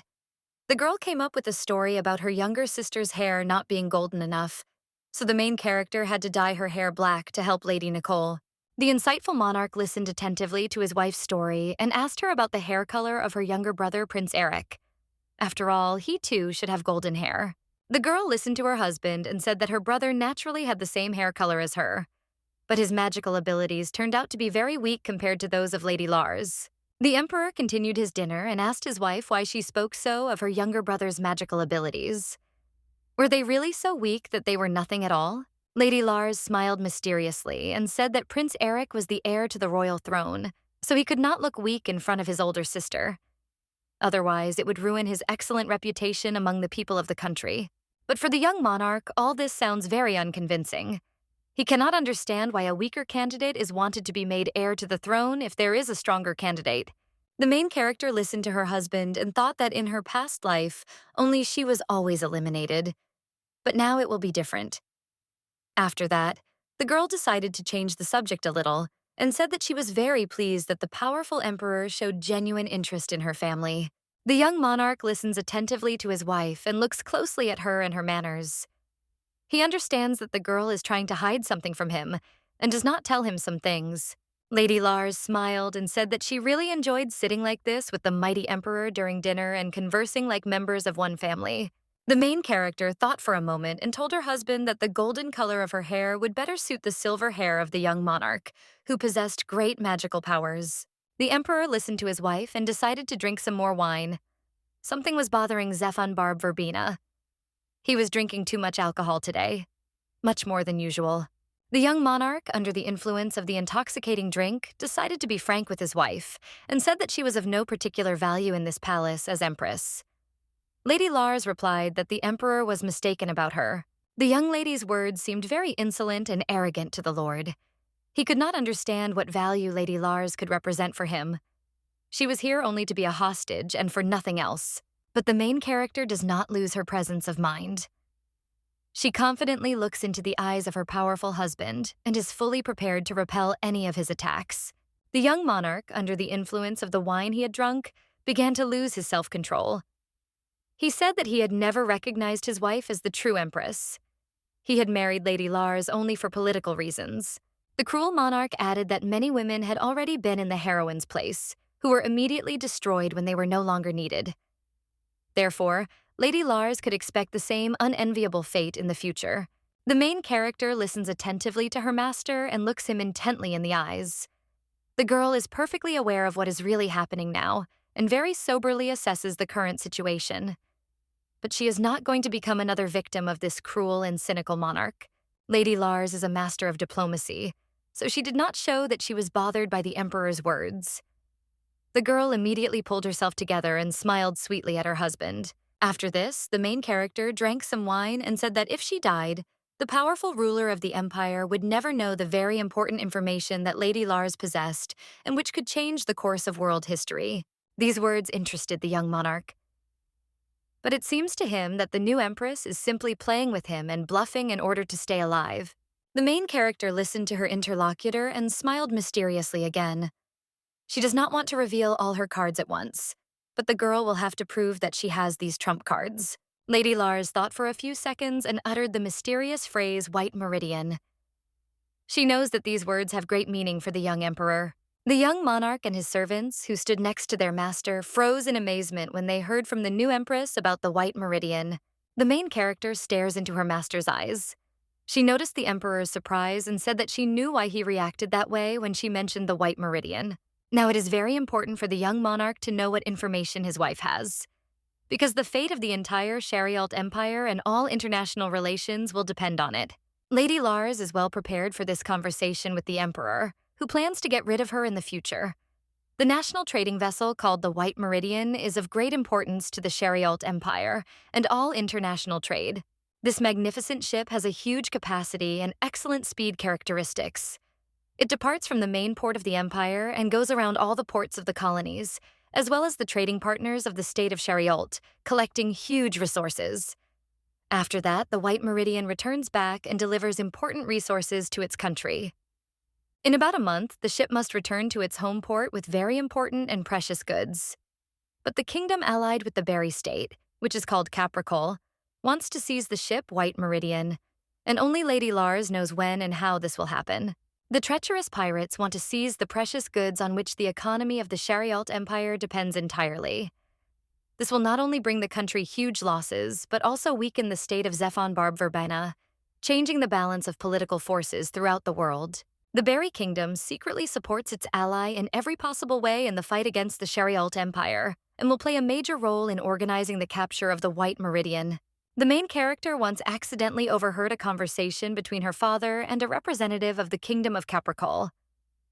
The girl knows all the details of the plan of the insidious conspirators who want to take possession of the untold riches that will be on the Imperial trading ship. When Lady Lars learned of her father's plot against the Sharialt Empire, she tried to dissuade him from participating in this foolish adventure. But the king of the Berry State was adamant. He did not listen to the advice of his wise daughter. The main character's father said that the kingdom of Capricole is his longtime ally. Therefore, they are obliged to help each other in difficult times. Lady Lars was very surprised by the foolish king's reckless response, which jeopardizes the friendship with the Sharialt Empire. This is a very dangerous situation for the Berry Kingdom. Prince Eric intervened in the conversation, saying that friendship with the Great Empire was only a political game and a pretense. It was aimed at lulling the Emperor's vigilance.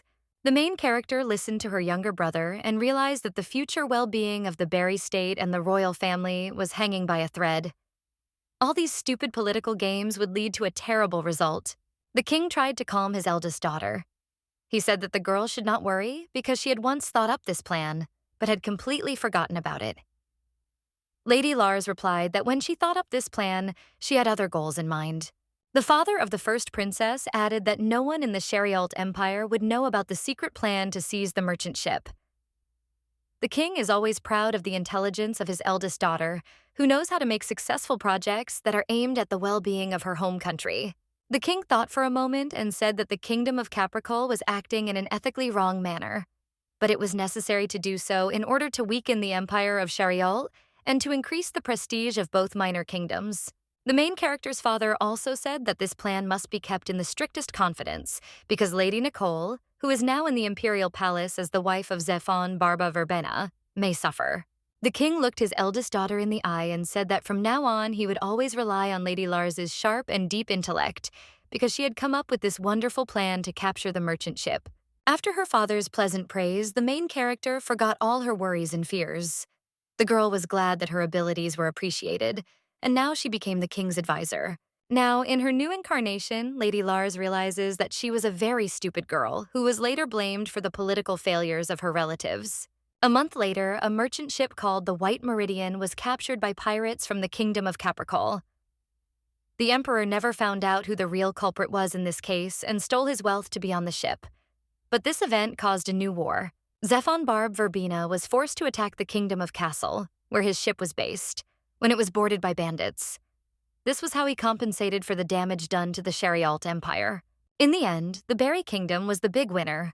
The king and crown prince of this country managed to hide the secret of the capture of the White Meridian treasures and received huge profits for it. The main character remembers the whole story of the White Meridian treasure theft thanks to her previous incarnation. Now the girl wants to use her knowledge to be useful to her husband. The emperor asked Lady Lars what she wanted to tell him about this trading ship, which was supposed to return home in a month. The young empress said that she had verified information about an impending attack on a ship called the White Meridian. It would happen in 4 weeks. The girl knew the exact date and could tell it to her master. The ruler of the empire listened attentively to his interlocutor. He looks closely at his wife and tries to understand whether the girl is telling him the truth. The main character added that she also has other very important information that will be very beneficial to the Sharialt Empire. Lady Lars smiled at her husband and asked him what he thought about what he had heard and whether he would like to verify the information he had received. The emperor thought about his wife's words and asked what else she knew, besides what was said above. But the main character is not going to reveal all her cards right away. The lady knows all the events that will happen in the next 10 years. Shin Fenneworth told the girl about this when he visited her in prison.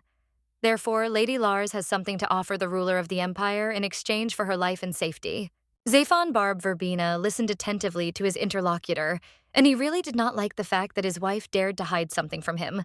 But the astute emperor ordered his personal assistant to carefully check the information that the young lady provided.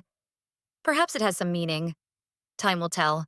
After this, the main character's husband added that if her information was confirmed and the attack on the White Meridian ship was prevented, then the emperor would recognize Lady Lars's value and treat her with greater respect. Zephon Barb Verbena thought for a moment and said that the ship White Meridian is an important link in the delivery of valuable resources to the Sharialt Empire. This time, the ship is loaded with goods that are of critical importance to the state. The ruler of the empire cannot allow all these resources to fall into the hands of his enemies or bandits. If anyone dares to attack the White Meridian ship, it will immediately become food for fish and other sea creatures. The main character listens attentively to her husband, and she really likes what she is hearing now. Finally, the girl's plan has started to work. The emperor looked closely at the young lady and said that if the girl was caught in a lie, she would become food for the sea creatures. Lady Lars has nothing to fear in the current situation, so she calmly drinks white wine from her glass and does not worry about anything. Let's leave the royal newlyweds for a while and head to the chambers of the emperor's fourth concubine, Eliza Annette. She is in a bad mood and is breaking dishes from the rage that has taken hold of her. The fact is that the maid reported to the monarch's mistress that his wife came to dinner with the emperor looking beautiful and in a new image with golden hair. This news enraged Eliza Annette. The spy also reported to her mistress that the young empress and her husband had entered into an important agreement concerning a ship called the White Meridian. The monarch's concubine continues to yell at her maid because of the bad news she brought. The maid said that she did not know all the details of the contract between the spouses, but she thought it was very important for both masters. Eliza Annette is now more interested in the fact that the young lady's hair turned out to be fake. So all the talk about her being the bastard of the Queen of the Berry State turned out to be fiction. Meanwhile, the main character's dinner with the emperor came to an end. The girl went to her chambers and decided to read an interesting book for a while. Lady Lars knows that the next dinner with her husband will take place in a month. Such is the local tradition. In the meantime, the girl has time to think things over. Suddenly, a maid knocked on the door and said that a message had been delivered to the young mistress. The main character said that she would accept the letter. The maid said that the letter looked a little unusual and showed it to the young mistress. Lady Lars and her faithful servant were surprised when they saw this strange letter. The maid carefully put the message on the table, which was torn into many small pieces. The main character does not understand what is happening here. Maybe the maid decided to joke about her. The frightened maid immediately hurried to calm her mistress and said that she had nothing to do with the damage to the letter. It arrived in exactly that form. The main character and Shin Fennyworth look closely at the strange letter torn to shreds and try to figure out how to read it. To do this, they will have to carefully put together all the small pieces of the torn letter. This may take some time. It is good that Lady Lars's personal servant loves to solve various puzzles. You could say that this is his hobby.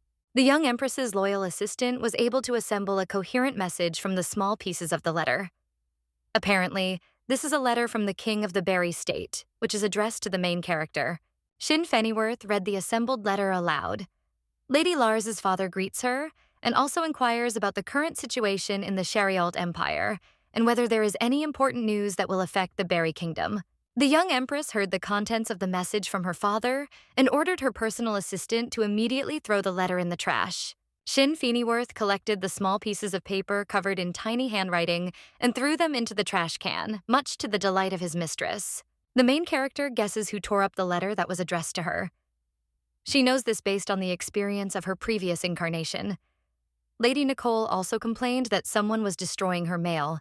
For all these stupid and insignificant tricks, the young empress must thank the emperor's fourth concubine and her friends, who will never miss an opportunity to harm the main character. Lady Lars told her assistant that she needed to arrange a meeting with Eliza Annette. The young empress's loyal servant said that the emperor's concubine would soon be throwing a Christmas party, so it would be possible to arrange a date with her there. Shin Fennyworth added that there would be other mistresses of the powerful ruler of the empire at this large-scale event. After that, the efficient servant showed the lady an invitation to the Christmas party. The main character took the invitation in her hands and examined it carefully. The girl did not notice anything special. It was just an ordinary envelope sealed with wax. Lady Lars smiled meaningfully and told her personal assistant that he could tell Princess Elise Annette that the lady would be pleased to attend the Christmas party she was throwing next weekend. Shin Fennyworth bowed respectfully to the young empress and said that he would carry out his mistress's order exactly as she said. The main character smiled meaningfully again and thought that the emperor's fourth concubine would not stop and would not make peace with her. Most likely, Eliza Annette had come up with another insidious plan aimed at harming her rival. And now Lady Lars wanted to go for a walk. A few minutes later, the young empress went to the Imperial Greenhouse, which is famous for its beauty throughout the Sharialt Empire. The main character really likes to walk here and enjoy the wonderful aroma of beautiful flowers. It calms the girl down and lifts her spirits. Suddenly, the young empress noticed that she was not alone in the greenhouse. Someone else was walking around here.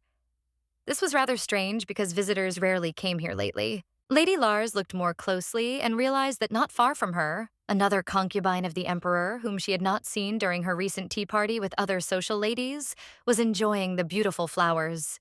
The main character came closer to get a better look at the girl, who also preferred the company of beautiful flowers to the company of arrogant and proud aristocrats. The face of this lady seemed familiar to the empress. The stranger came out of her thoughtful state when she heard the approaching steps of the main character. The girl turned her attention to Lady Lars and was surprised by her presence in the greenhouse. The young empress approached the mysterious stranger. She did not say a word and looked the girl intently in the eyes to study her. The monarch's concubine turned to Lady Lars because she recognized her immediately. The girl greeted the young lady politely and said that she was very glad to see her here. The stranger also admired the empress's luxurious golden hair. The main character also greeted the girl and said that she had recently changed her appearance to one that better suited her inner state. The mysterious stranger turned out to be a very polite and well-mannered lady. The girl said that she had made a mistake by being in the greenhouse when the empress was resting there. She was going to leave the room immediately so as not to disturb her mistress. The girl's voice also seemed very familiar to the young lady. She asked the stranger what her name was. The girl apologized for not introducing herself to the empress right away and said that her name was Sasha Lebedeva. The main character looks at the girl carefully. She remembered, based on the experience of the previous incarnation, that Sasha Lebedeva is the third concubine of the emperor, who is mocked by all the other mistresses of the monarch and does not accept her into their company. But perhaps this strange girl wants to deceive the empress and gain her trust, so that she can later weave insidious intrigues with impunity. In the imperial palace, one must be very careful, because there can be no friends here. Lady Lars decided to take a closer look at Sasha Lebedeva first, so as not to be deceived by her. Maybe this girl would turn out to be a good person, and it would be possible to communicate with her normally. The main character asked the emperor's third concubine why she was now walking in the greenhouse all alone. The girl replied that she was uncomfortable with other socialite ladies. Sasha Lebedeva became the emperor's mistress only for political reasons, so she cannot fit into the local society of aristocrats who prefer to weave intrigues, as well as increase their power and wealth. Lady Lars listened carefully to her interlocutor, and she liked what she had just heard. But she wanted to get to know this girl better, so she offered to have tea with her. Sasha Lebedeva immediately agreed to share a meal with the young empress and said that it would be a great honor for her. In addition, the girl said that she really loves the sweets prepared by the local chef. They are real masterpieces of culinary art. A few minutes later, the efficient Shin Fennyworth set the table for tea right in the beautiful greenhouse in the middle of magnificent flower beds. The emperor's young concubine drank some of the aromatic tea and said that she had never in her life tasted such a wonderful drink with such a rich and pleasant taste. The girl added that such tea would go well with sweets made according to local recipes. These culinary masterpieces are worthy of being glorified for centuries by great poets. Sasha Lebedeva continues to praise the sweets served in the imperial castle. Meanwhile, the main character listens attentively to her interlocutor and understands that, in essence, before her now stands an innocent child who has not yet been corrupted by aristocratic society. As if to confirm the empress's thoughts, her interlocutor began enthusiastically praising a special delicacy that the local chef prepares very well. Lady Lars listened attentively to the girl and answered that, unfortunately, she had not yet had the opportunity to try all the local sweets. The young empress had too many different concerns. The golden-haired lady thought for a few seconds that she was still entering the broad aristocratic society of the Sharialt Empire, so she did not know many little things that could be very useful to her in the future. Sasha Lebedeva began to get a little worried and asked the young lady for forgiveness for being too smart and talking while sitting at the dinner table. Lady Lars said that there was nothing to worry about and that the girl should not worry. The main character was silent for a while and asked her interlocutor to tell more information about the emperor's other concubines. These words surprised Sasha Lebedeva very much. The girl happily agreed to help her mistress. She said that all the concubines who live in the imperial palace are actually just that in name and do not enter into romantic relationships with the ruler. Only Princess Eliza Annette has this opportunity. All other girls are hostages that the monarch keeps to himself in order to exert influence over the countries that have submitted to his rule. The emperor shows no interest in these ladies, even if they try to take the place of the empress. There have been several cases where unfortunate girls have lost their lives because they tried to seduce the young ruler with their charms and beauty. The emperor is only interested in a woman who has true value. Before Lady Lars arrived at the imperial castle, the closest thing to an empress was Princess Eliza Annette. But something didn't go according to her plan. Sasha Lebedeva drank some tea and ate a small cake. After that, the girl continued her story. She noted that none of the 6 concubines of the ruler could actually become empress, because the young monarch did not want it.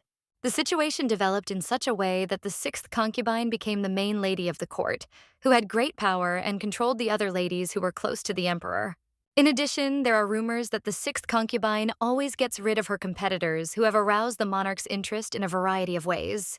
Some girls paid with their health and lives for daring to challenge the proud and powerful aristocrat who believes that the young emperor belongs only to her. The main character listens attentively to the words of her interlocutor and remembers everything. This is very valuable information that will definitely be useful to the Empress in the near future. Lady Lars found it strange that the chief concubine had still notified her. Perhaps this woman was secretly studying the situation in order to strike at the most inopportune moment for the victim. The sixth concubine had not yet touched Eliza Annette either. This was the calm before the storm.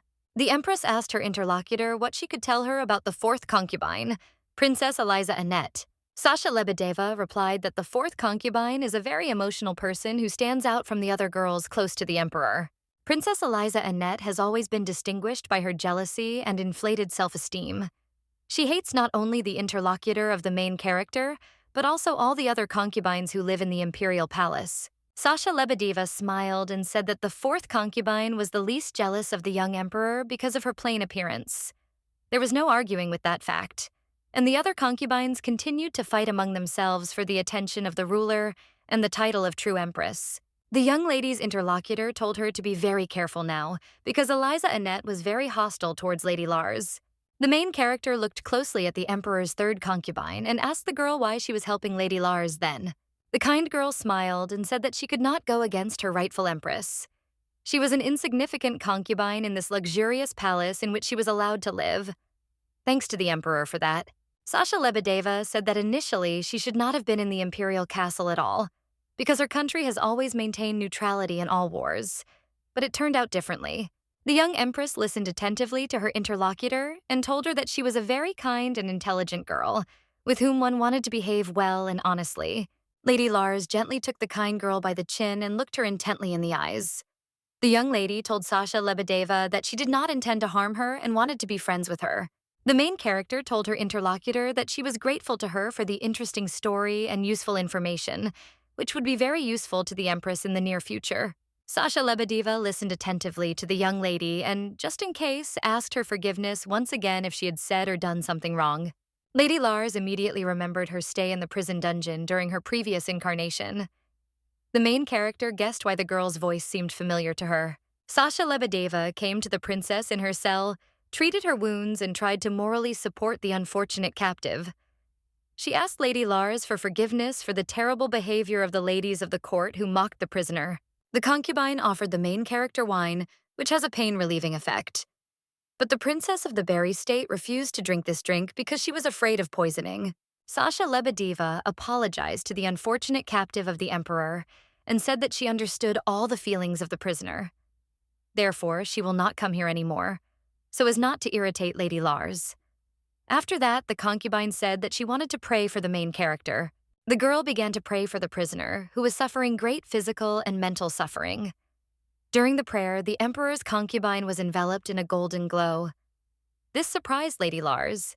She had never seen anything like this before. Sasha Lebedeva continues to sincerely pray for the unfortunate captive and says that she is very sorry that everything turned out so badly. Meanwhile, the golden glow that began to emanate from the cruel monarch's concubine began to move towards the main character and gradually enveloped her body. Lady Lars felt the impact of the golden aura with her entire being, despite the fact that she was blinded. Apparently, the emperor's third concubine has magical powers that can heal illnesses and injuries of living beings. The girl prays fervently. She is completely immersed in this process. The main character felt that this strange lady who prayed for her could be trusted. After that, the princess decided to collect the remains of the wine from the floor of her cell, which has a pain-relieving effect and is not poisoned, as Lady Lars thought. The Empress remembered this important incident from her past life and realized that in front of her now stood the same girl who had prayed for her in the prison cell and eased her unbearable pain. The main character looked closely at the fragile girl who had not yet been spoiled by aristocratic society. Lady Lars was finally convinced that it was Sasha Lebedeva who took care of her when she was in prison, and all her relatives turned away from her. The young empress cannot tell her interlocutor about this, but in the depths of her soul, she is very grateful to the kind girl for her care and treatment. Lady Lars remembered this forever. Sasha Lebedeva looks closely at the young lady and understands that something is happening to her now, because Lady Lars is thinking about something and is completely immersed in her thoughts. The main character smiled at her interlocutor again and thanked her for the wonderful tea party they had shared. Now the Empress had to leave, but she officially invited Sasha Lebedeva to another lunch. A few days later, the weekend arrived and Eliza Annette, as promised, threw the annual Christmas party, which was attended by the cream of the imperial aristocracy. The ladies of the world, as always, discussed the latest news and gossip of the Sharialt Empire. Today, the main topic of all gossip is the golden hair color of the young empress, which turned out to be natural, to the general amazement of all the ladies of the court. The girls discuss the main character's hair and the fact that she can now be considered one of the most powerful sorceresses in the empire, who possesses magical power equal to that of the emperor. The ladies of the court understand that the silver and gold hair color indicates extraordinary magical gifts. Therefore, they made the right conclusion about the expediency of the marriage of the Emperor and Lady Lars. The gossips did not ignore Princess Eliza Annette, who organized today's event. The position of the fourth concubine of the Emperor is becoming increasingly precarious after the appearance of a young lady from the Kingdom of Berry in the palace. Princess Eliza Annette is in the ballroom, surrounded by the Emperor's other concubines. The former favorite of the Emperor is in a foul mood today. She is waiting for Lady Lars to appear so she can begin her dirty game. The young empress finally appeared at the party, accompanied by her personal valet. The girl created a sensation among the guests of the ball with her shining golden hair. Many guests cannot believe that this is the same provincial princess who recently arrived from the Berry Kingdom and became the new empress. The image of Lady Lars has changed so much. The local ladies' men immediately admired the unearthly beauty of the wife of the ruler of the empire, and said that he had made the right choice and had acquired a real treasure as a wife. Eliza Annette stares at the young empress. The princess is burning with jealousy, envy, and hatred for Lady Lars. The former favorite of the ruler of the empire heard one of her friends admire the main character. The girl inadvertently said that she simply could not believe that the young empress hid her luxurious golden hair. These words upset the princess even more. Meanwhile, the main character noticed Eliza Annette among the guests of the ball, greeted her, and said that she was very glad to see her again. The princess also greeted the young empress and decided to show her wit by telling Lady Lars that she expected to see her again in the form of a black bat. The guests did not appreciate this stupid joke. Eliza Annette did not pay any attention to her failure and continued to attack the main character. She said that the young empress had worked hard on her appearance after drinking tea with worthy society ladies who had set an example for her. Lady Lars ironically thanked her interlocutor for the sophisticated compliment and said that she had hardly tried to be beautiful today. It just happens. The princess's face has changed beyond recognition again from an excess of negative emotions. Eliza Annette understands that all her attacks do not touch the young wife of the sovereign at all. Lady Lars made it clear to her interlocutor that the conversation with her was over and decided to leave to chat with the other guests of today's celebration. Eliza Annette's friends whisper among themselves and laugh maliciously. This means that the evil princess has something in mind and will soon bring her insidious plan to life. And so it happened.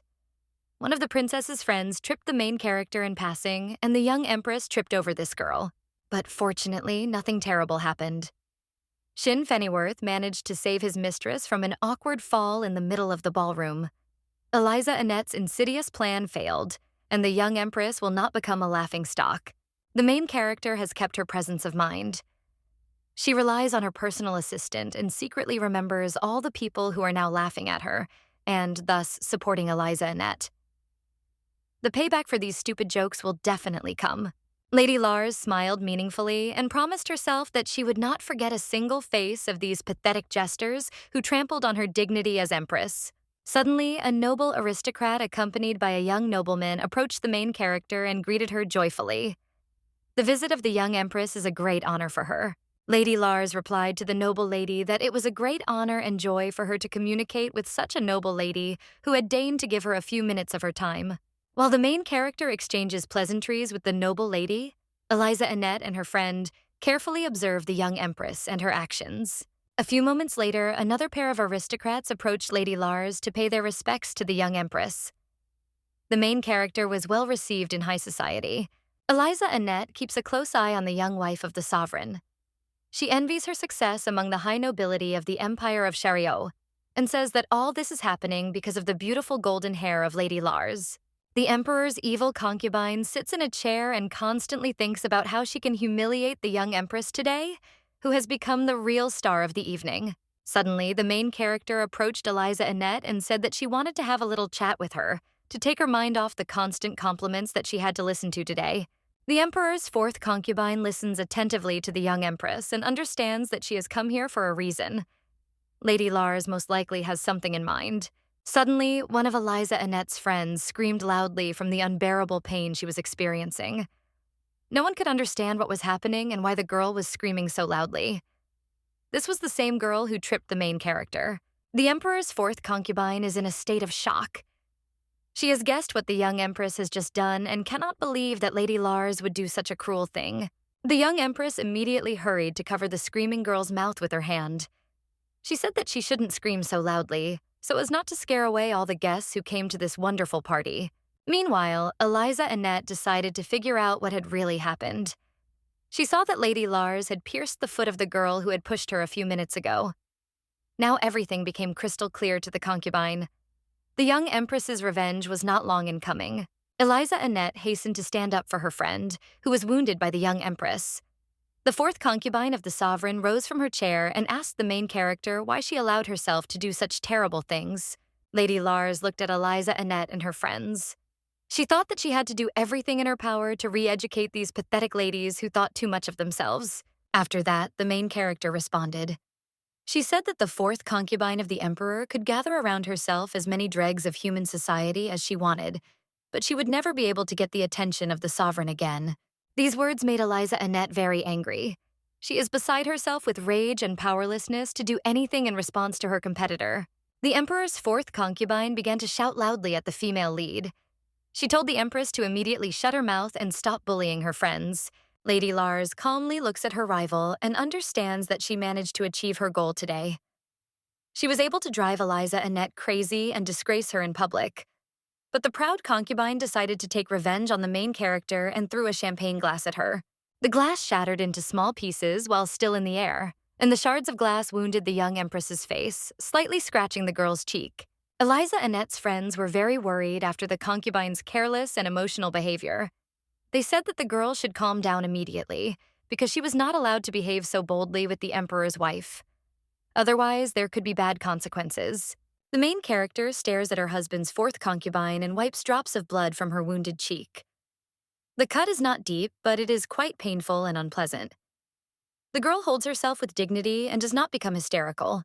The young empress calmly walked up to the banquet table and picked up a table knife. The main character will not wait long to give her offenders what they deserve.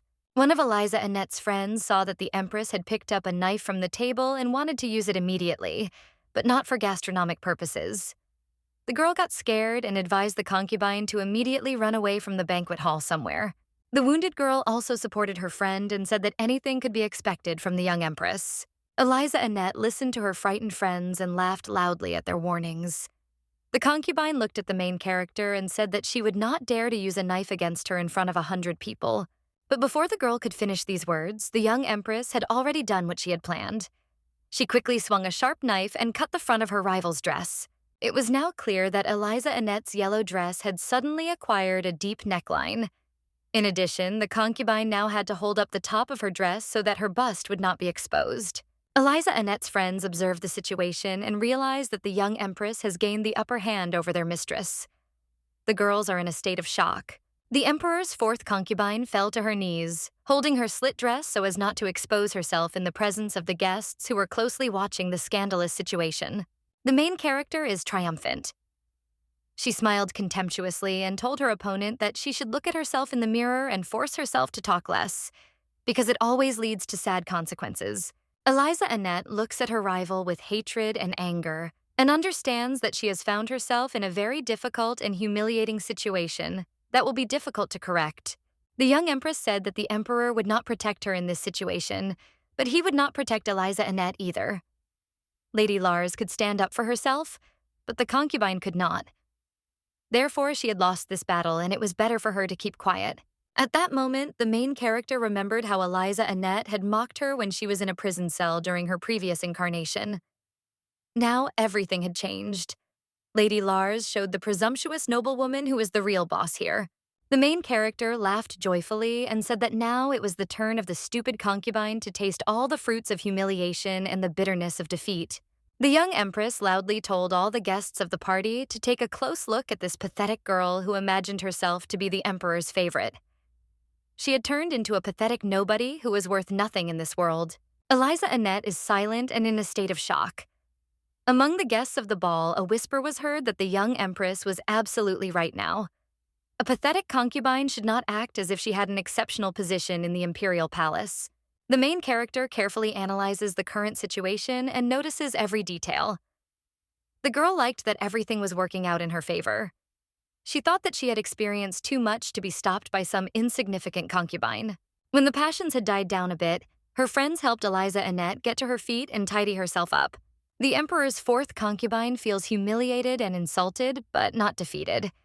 The girl is still determined to fight back against the young empress and drive her out of the imperial palace.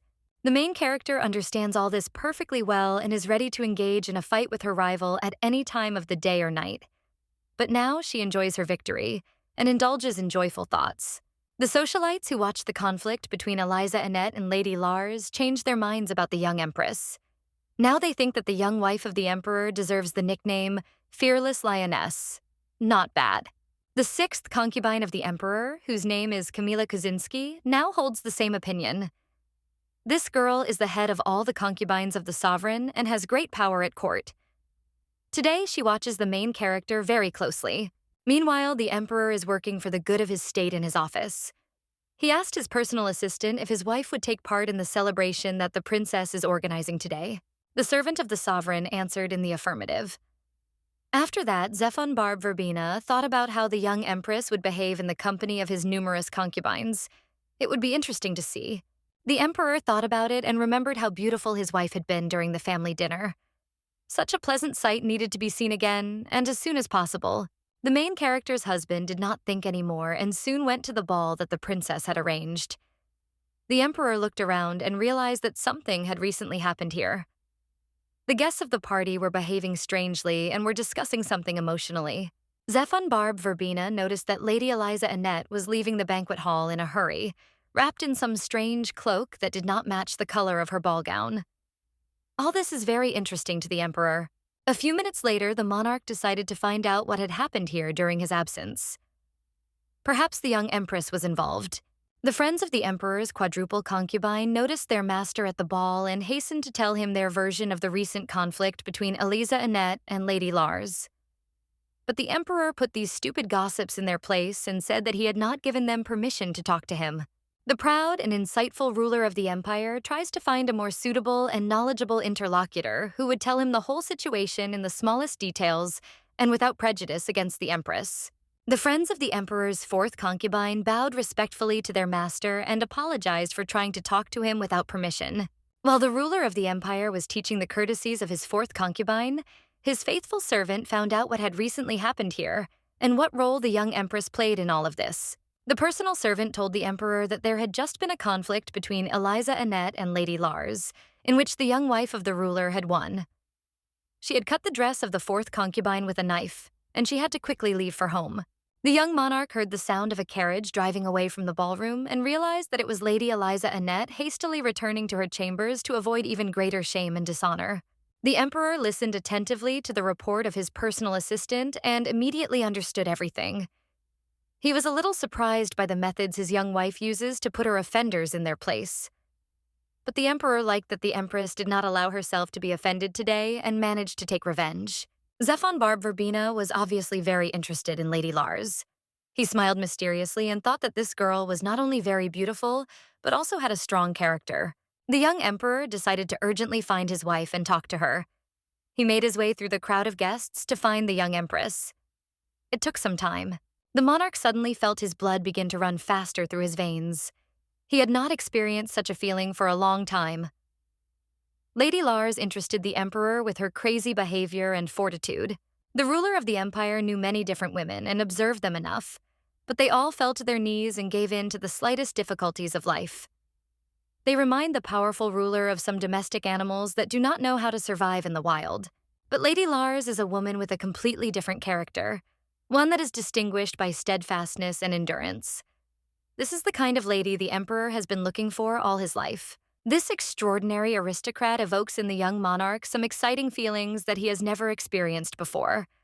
Women have always been just toys for the Emperor, but now everything is different. Zephon Barb Vervain walks through the banquet hall to meet her empress. All the guests pay their respects to their master and bow to him. The ruler of the empire looks ahead confidently and continues his way through the banquet hall.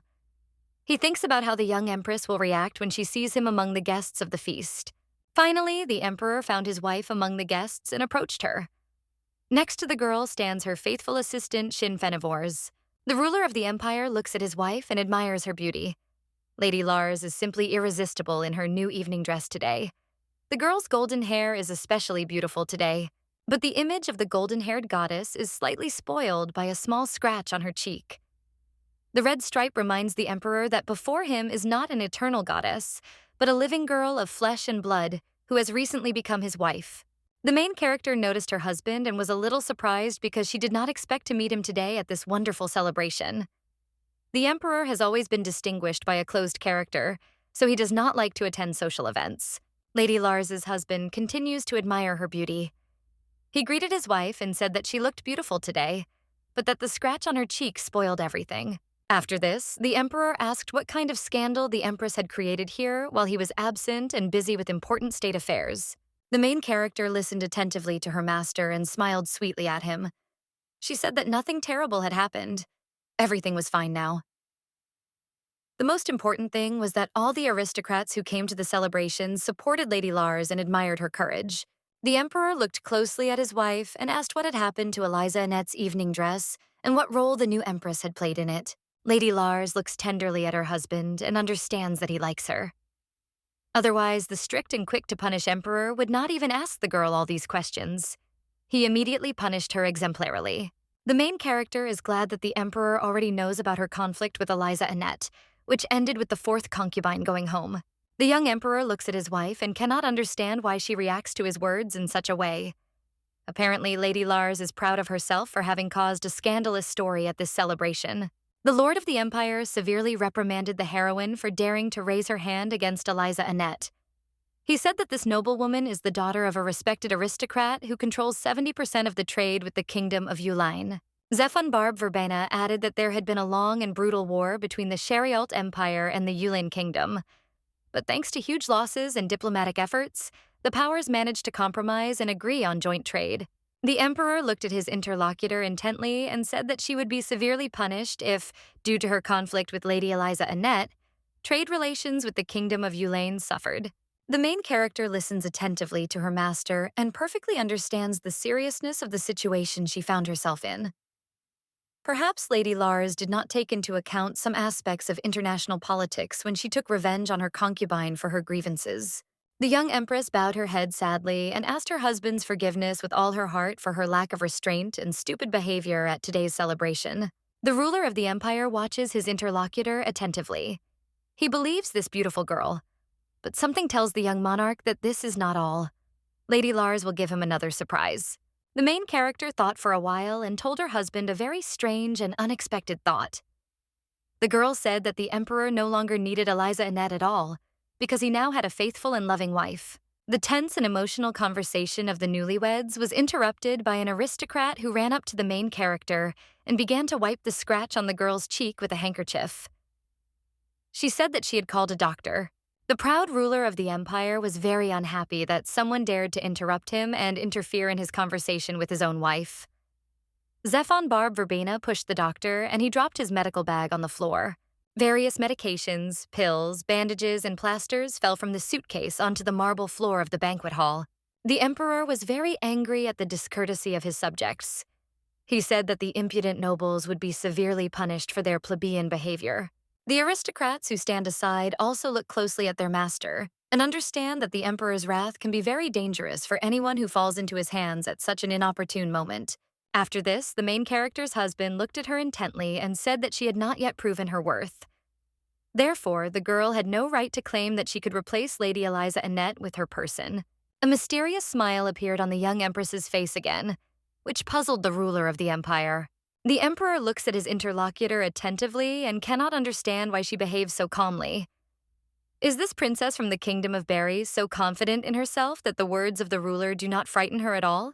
Lady Lars looked her husband straight in the eye and said that he would soon have the opportunity to see for himself that she was a very useful girl. The young sovereign had never met such a self-confident lady, who seemed to be able to look into the future. It all looks very strange. After that, the main character did something even crazier than what she had done before. The girl carefully touched the scratch on her cheek with her finger.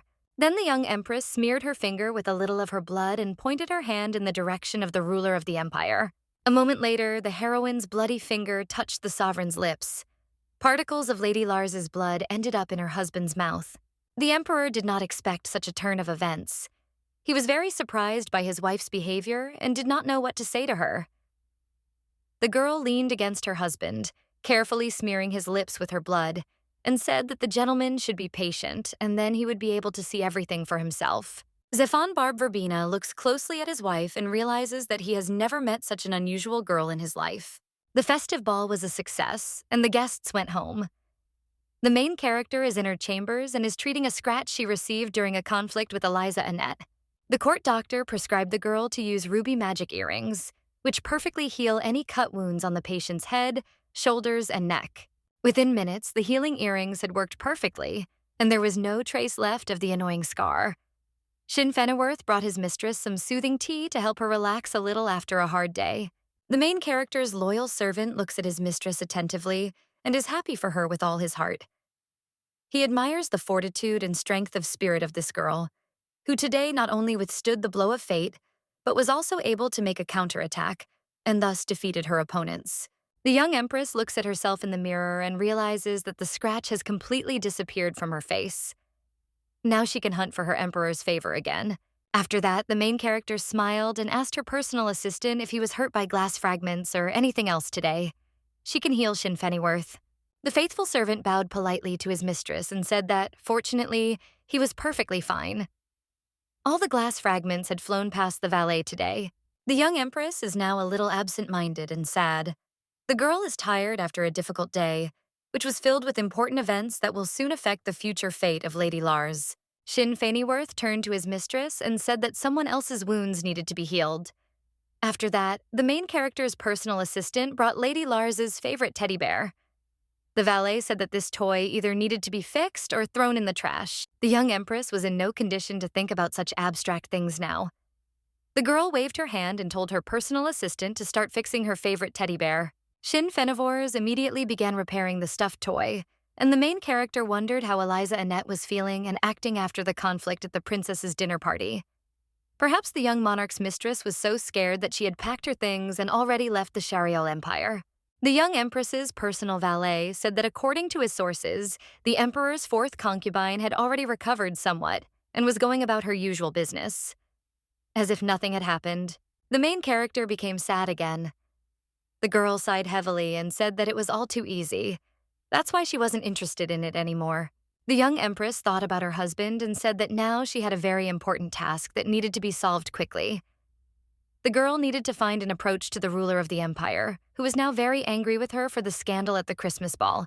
Lady Lars sighed heavily again from boredom and sadness, and thought that she was very impatient to take revenge on the rest of the emperor's concubines, who deserved the most severe punishment. After this, the young empress looked out the window of her room to distract herself a little from her sad thoughts. The girl thought that while the emperor was angry with her, it would be better for her to hide and behave quietly and inconspicuously. The main character drank some calming tea and thought that she had a secret weapon that gave her an advantage over other people. Lady Lars knows all the events that will happen over the next 10 years. The girl also thought that she knew all the secrets of her native kingdom of Berry, because she was the personal advisor to the monarch of this country.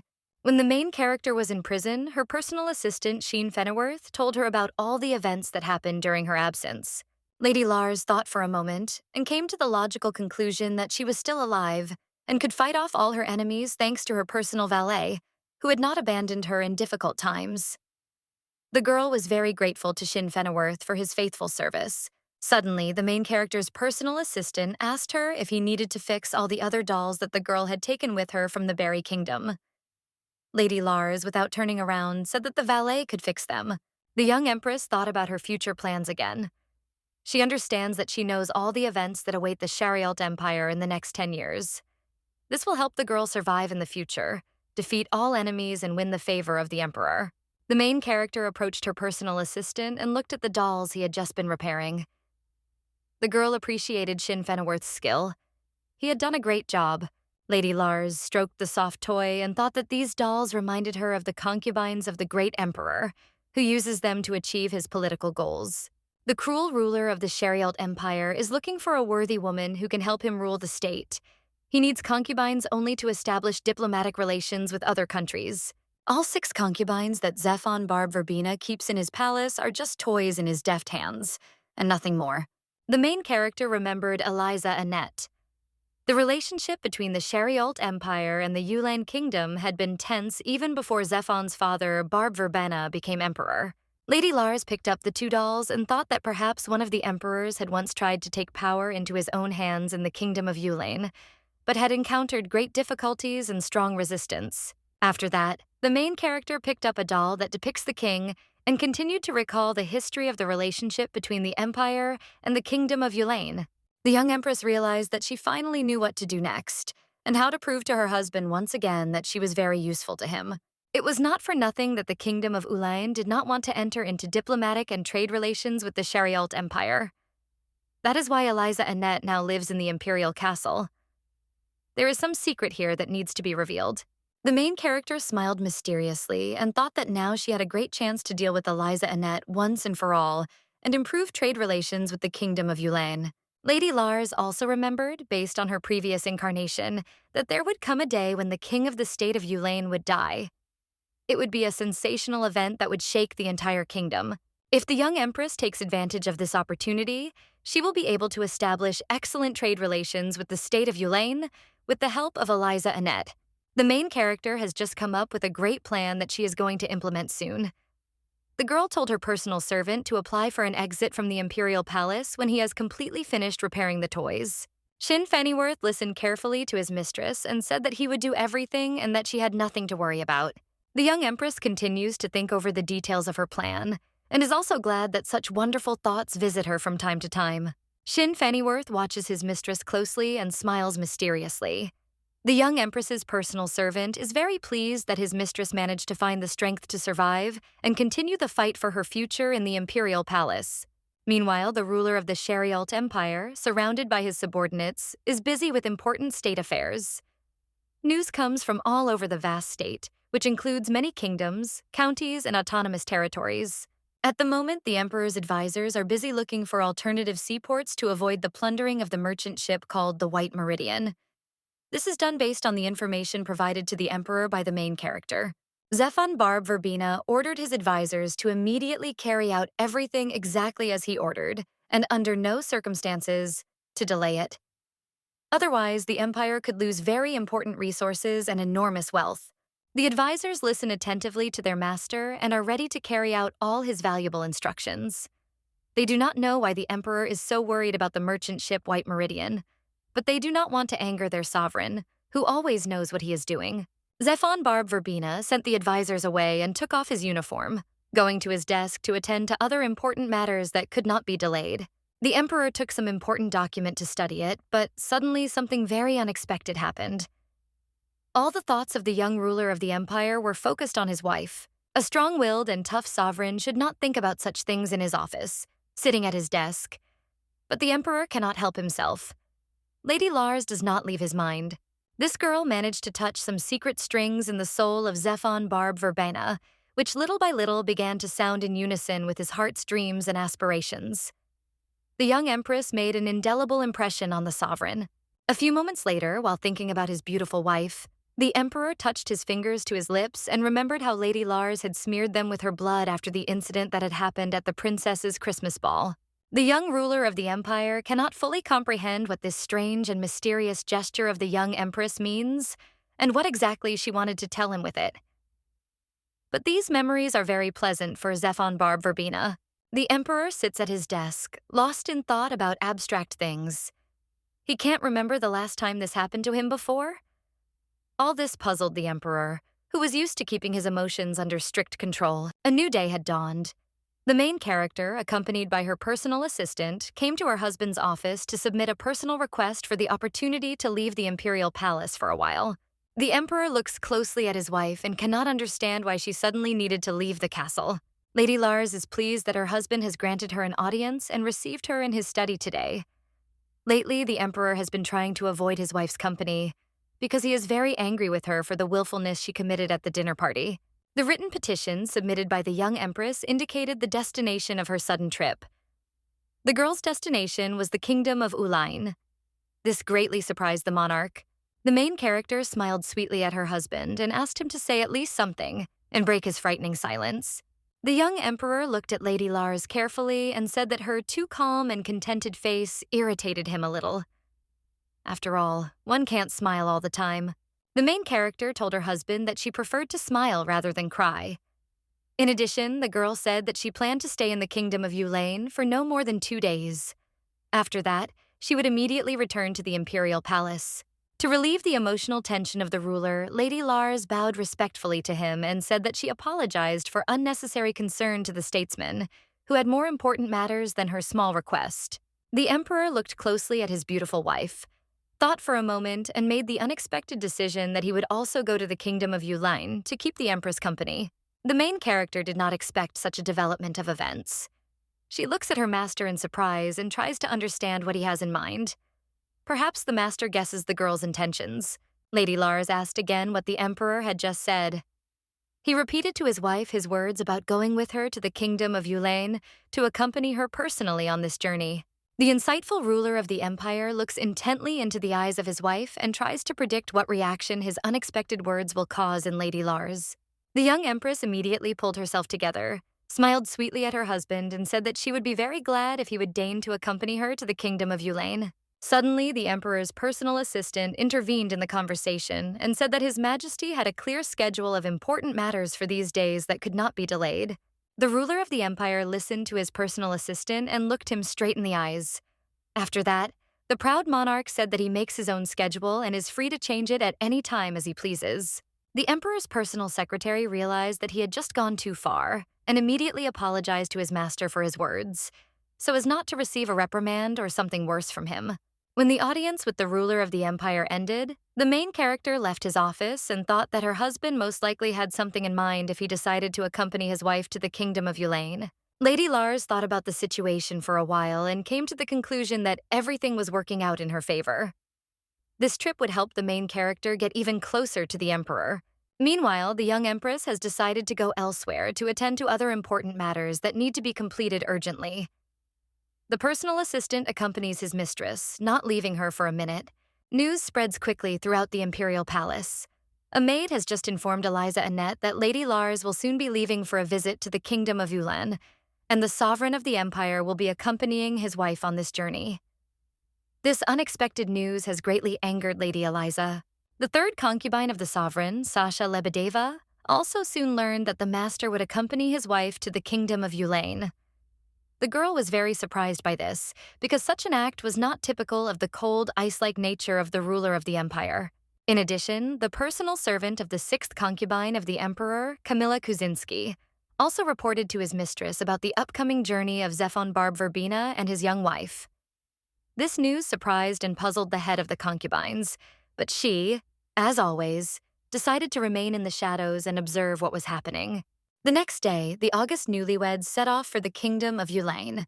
The journey took the whole day, so the young imperial family decided to stop for the night at a small inn located on the border with the state of Ulain. When the main character entered the hotel, she realized that she found herself in a rather cozy house, but not very suitable for a high-ranking person to stay in. This place is more suitable for clients of average social status. The ruler of the empire was not particularly upset about this. He had seen a lot and had become accustomed to a lot during his endless military campaigns. Therefore, the young monarch cannot be confused by such trifles. He is simply content with what he has at the moment in order to get even more later. Lady Lars decided to ask her husband's personal assistant who would be sleeping in this room when they entered the rather cozy bedroom. The obliging man was very puzzled by this question. The servant helped his master take off his coat and said that the ruler of the empire had ordered a bedroom for the newlyweds with a large shared bed, which was designed for 2 people. The main character did not expect such a turn of events. The girl was very surprised when she heard the words of the imperial valet and thought that he had just made an unfortunate joke. The emperor took off his outer clothing and settled into a comfortable chair. After that, he looked closely at his wife and asked what she was unhappy about. Lady Lars immediately came to her senses and put on her favorite smiling mask. The girl said that she liked everything very much and was now happy to be in the same room with her husband. A few minutes later, the couple's servants left the room and the newlyweds sat down opposite each other in comfortable chairs. When they were alone, an awkward pause ensued. The main character wondered why the emperor decided to spend the night with her in the same chambers. There is some kind of intent here, but the girl cannot figure it out yet. To ease the tense situation, the couple decided to have dinner. This would help the aristocrats relax a little and satisfy their hunger after a tiring journey. Lady Lars watches her husband. He eats his dinner calmly and says nothing to the main character, completely focused on his food. As it turns out, this inn serves quite high quality and tasty dishes. What worries the young empress most is that she will sleep with the emperor in the same bed tonight.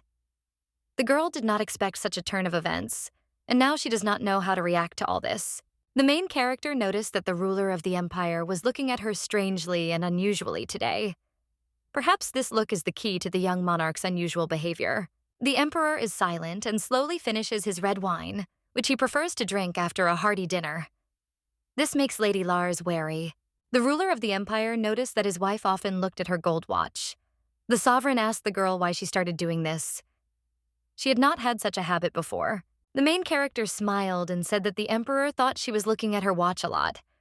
The girl pretended that nothing special was happening right now. She just liked looking at beautiful, precious things. The young monarch listens attentively to the words of his interlocutor and does not believe a single word. The emperor is an experienced man who is famous for his insight and developed intuition. The emperor of the empire had ordered his assistants to question all the inn workers in advance, but they said that there was not a single person from the Berry Kingdom here, so Lady Lars was not going to meet with her father's people. Zefan Barb Verbena looks at his wife carefully, trying to figure out what she is planning. But for now, it remains an unsolved mystery that he has yet to solve. Shin Feenyworth watches his mistress and her husband closely. He likes the way the young empress is taking the blows of fate. But the loyal servant believes that he should watch Lady Lars's back. The emperor looked closely at his wife's personal assistant and said that he constantly saw this young man next to the young empress. The main character looked at her servant and completely agreed with her husband's words. The girl said that Shin Fenneworth had always been faithful to her and supported her in difficult moments of her life. The ruler of the empire listened to his wife and said that he knew that Lady Lars had brought this valet with her from the kingdom of Berry. The main character looked at her interlocutor in surprise. She could not understand what the emperor was getting at by making such obvious remarks. He must have something in mind. The young empress thought for a moment and smiled meaningfully at her husband. After that, the girl asked the emperor why he was jealous of her faithful valet, who treated her like a friend. The ruler of the empire listened to the girl and was excited by her answer. He was a little angry with his wife for considering him a jealous man and asked Lady Lars if she was drunk. To this, the main character said that whatever the emperor's question was, so was his wife's answer. Men who respect and value themselves should ask girls questions of this nature. After dinner, the august persons went up to the second floor, accompanied by their servants, to settle into their common bedroom, which is intended for newlyweds. The emperor entered the room and began to examine it carefully in order to quickly get used to it. The main character looked again at the wall clock that hangs in the bedroom. She constantly checks what time it is. After that, the young empress ordered her personal assistant to urgently prepare a carriage for her, which she would still need today. Shin Fenneworth promised to carry out his mistress's order. The emperor heard his wife's order and asked why she needed a carriage now. The girl replied that she had one urgent matter that needed to be done today. After this, the main character wished her husband a pleasant rest and said that her business would not take much time, and she would soon return to the hotel to get a good night's sleep before tomorrow's worries. The young and hot emperor listened to his wife, and suddenly the male blood began to boil in his veins and desire awakened. He grabbed the beautiful golden-haired girl by the hand and said that he had a wonderful idea. The heated monarch approached the main character and said that today was a very unusual evening, because he would be sleeping in the same bed with Lady Lars for the first time. The young empress looks at her husband in surprise and, due to her inexperience, cannot understand what came over him. Perhaps the emperor was poisoned with something at dinner or drank too much alcohol. Zephon Barb Verbena grabbed the girl tightly in his arms and threw her on the bed. The main character lies on the bed in a state of deep shock. She did not expect such a turn of events. The young empress feels very confused in this situation. The girl could not have previously accepted that the great emperor was capable of such an attitude towards a respected lady from high society. Such rude treatment of a girl is not typical of this noble man. The ruler of the empire continues to insist on his own. He leans over his wife, who lies on the marital bed, and begins to untie his tie. After that, Zephon Barb Verbena smiled meaningfully and said that the young empress was his wife. So why not take advantage of it now? The man thinks that this is a completely normal desire on his part. Lady Lars looks at her husband closely. She is confused and cannot understand what is happening to the emperor, who has always been famous for his restraint and coldness towards the opposite sex. But for now, let's leave the main character in this piquant situation alone with her passionate husband. Now we need to understand what happened to the heroes of this fantastic story during the previous incarnation of Lady Lars. The emperor is sitting at his desk in his office. Suddenly, Empress Nicole burst into the monarch's office, despite the prohibition of the sovereign's personal assistant. The girl urgently needs to talk to her august spouse. The ruler of the empire was angry with his wife for disturbing him without warning, and ordered her to be taken immediately from the study into the corridor. The empress did not expect such a turn of events. The girl turned to her husband and said that she had come to his office for a reason.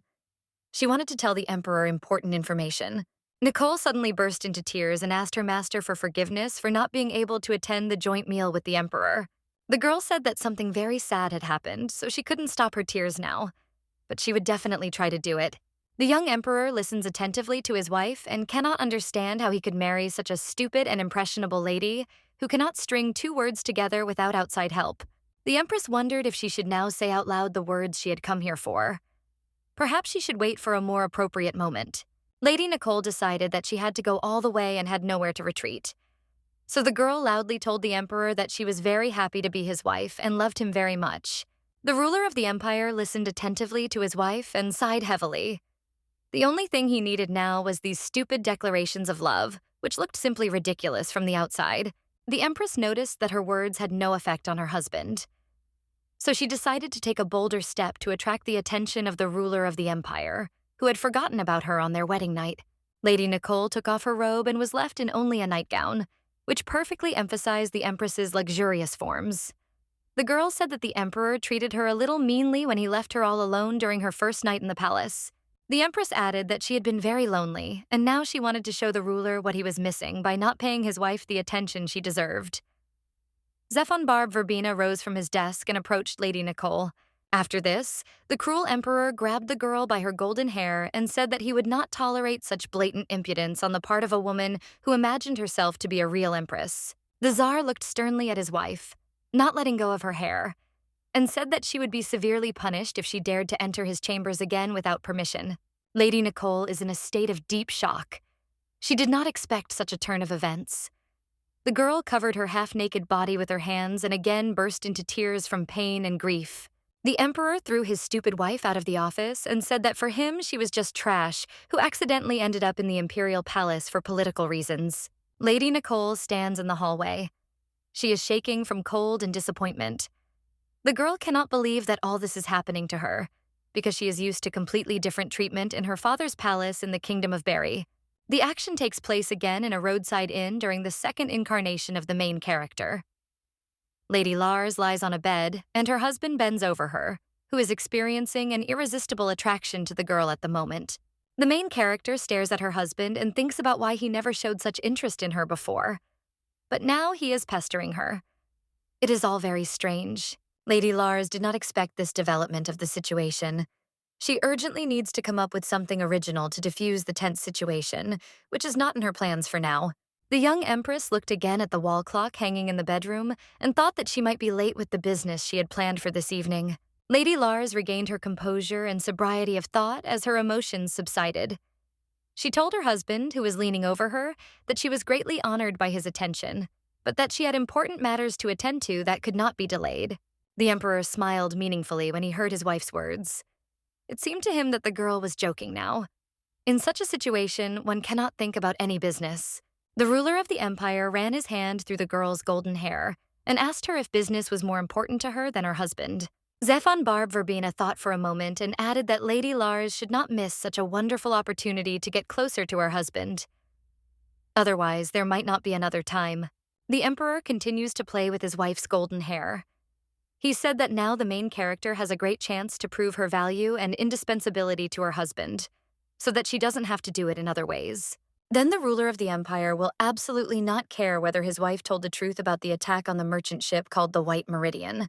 The Emperor looked closely at the beautiful face of his wife and said that if after this night together he had an heir from Lady Lars, then she would be able to strengthen her position as a useful socialite. The main character listens attentively to the Emperor and looks at his handsome face. He has already started talking about a joint heir. These are some strange and inappropriate words now. Lady Lars raised her hand to the Emperor's face and gently stroked it. The girl thought that she had dreamed of such a moment more than once. But if she gave in to her emotions now, all her plans would turn to dust. Therefore, the young empress decided to act as she had originally planned. And conceiving an heir is a simple matter, and there will still be time in the future. The main character looks at the Emperor and tries to find the right words to refuse him now and not quarrel with him. Meanwhile, the sovereign has promised to make Lady Lars even his main mistress. He believes that this will be a great honor for the girl. The young empress remembered her previous incarnation, during which the Emperor had already made her a similar proposal, which was worthy not of a noble lady, but of some depraved girl of easy virtue. If then, in the terrible conditions of imprisonment, the main character refused the humiliating offer of the Emperor and preserved her honor, then why should she agree to this offer now? Now, Lady Lars is in a more advantageous position. The main character always remembered her honor. Even when she had nothing left, she had pride in herself, her family, and her native kingdom of Barry. Lady Lars thought that if she had agreed to the Emperor's proposal and given up her position back then in prison, she would not now have had the bitter experience that she had received through her suffering for 10 long and painful years. Without this invaluable experience, the girl would not have been able to survive in the very toxic society of socialite ladies who inhabit the imperial palace and fight for the attention of the proud ruler. Now Lady Lars would already be dead, or would have joined the list of the sovereign's concubines. The main character remembered the promise she made to herself that she would never return to the life of the stupid and naive girl she used to be. Over 10 long and painful years, Lady Lars became different. She walked with dignity through the fire of pain and suffering to rise from the ashes to a new life. The main character returned to reality, ceasing her dreams about her past incarnation. She grabbed the Emperor by the collar, smiled sweetly at him, and told him that she was more than just a lover. The mighty ruler of the great empire did not expect such an answer from his wife.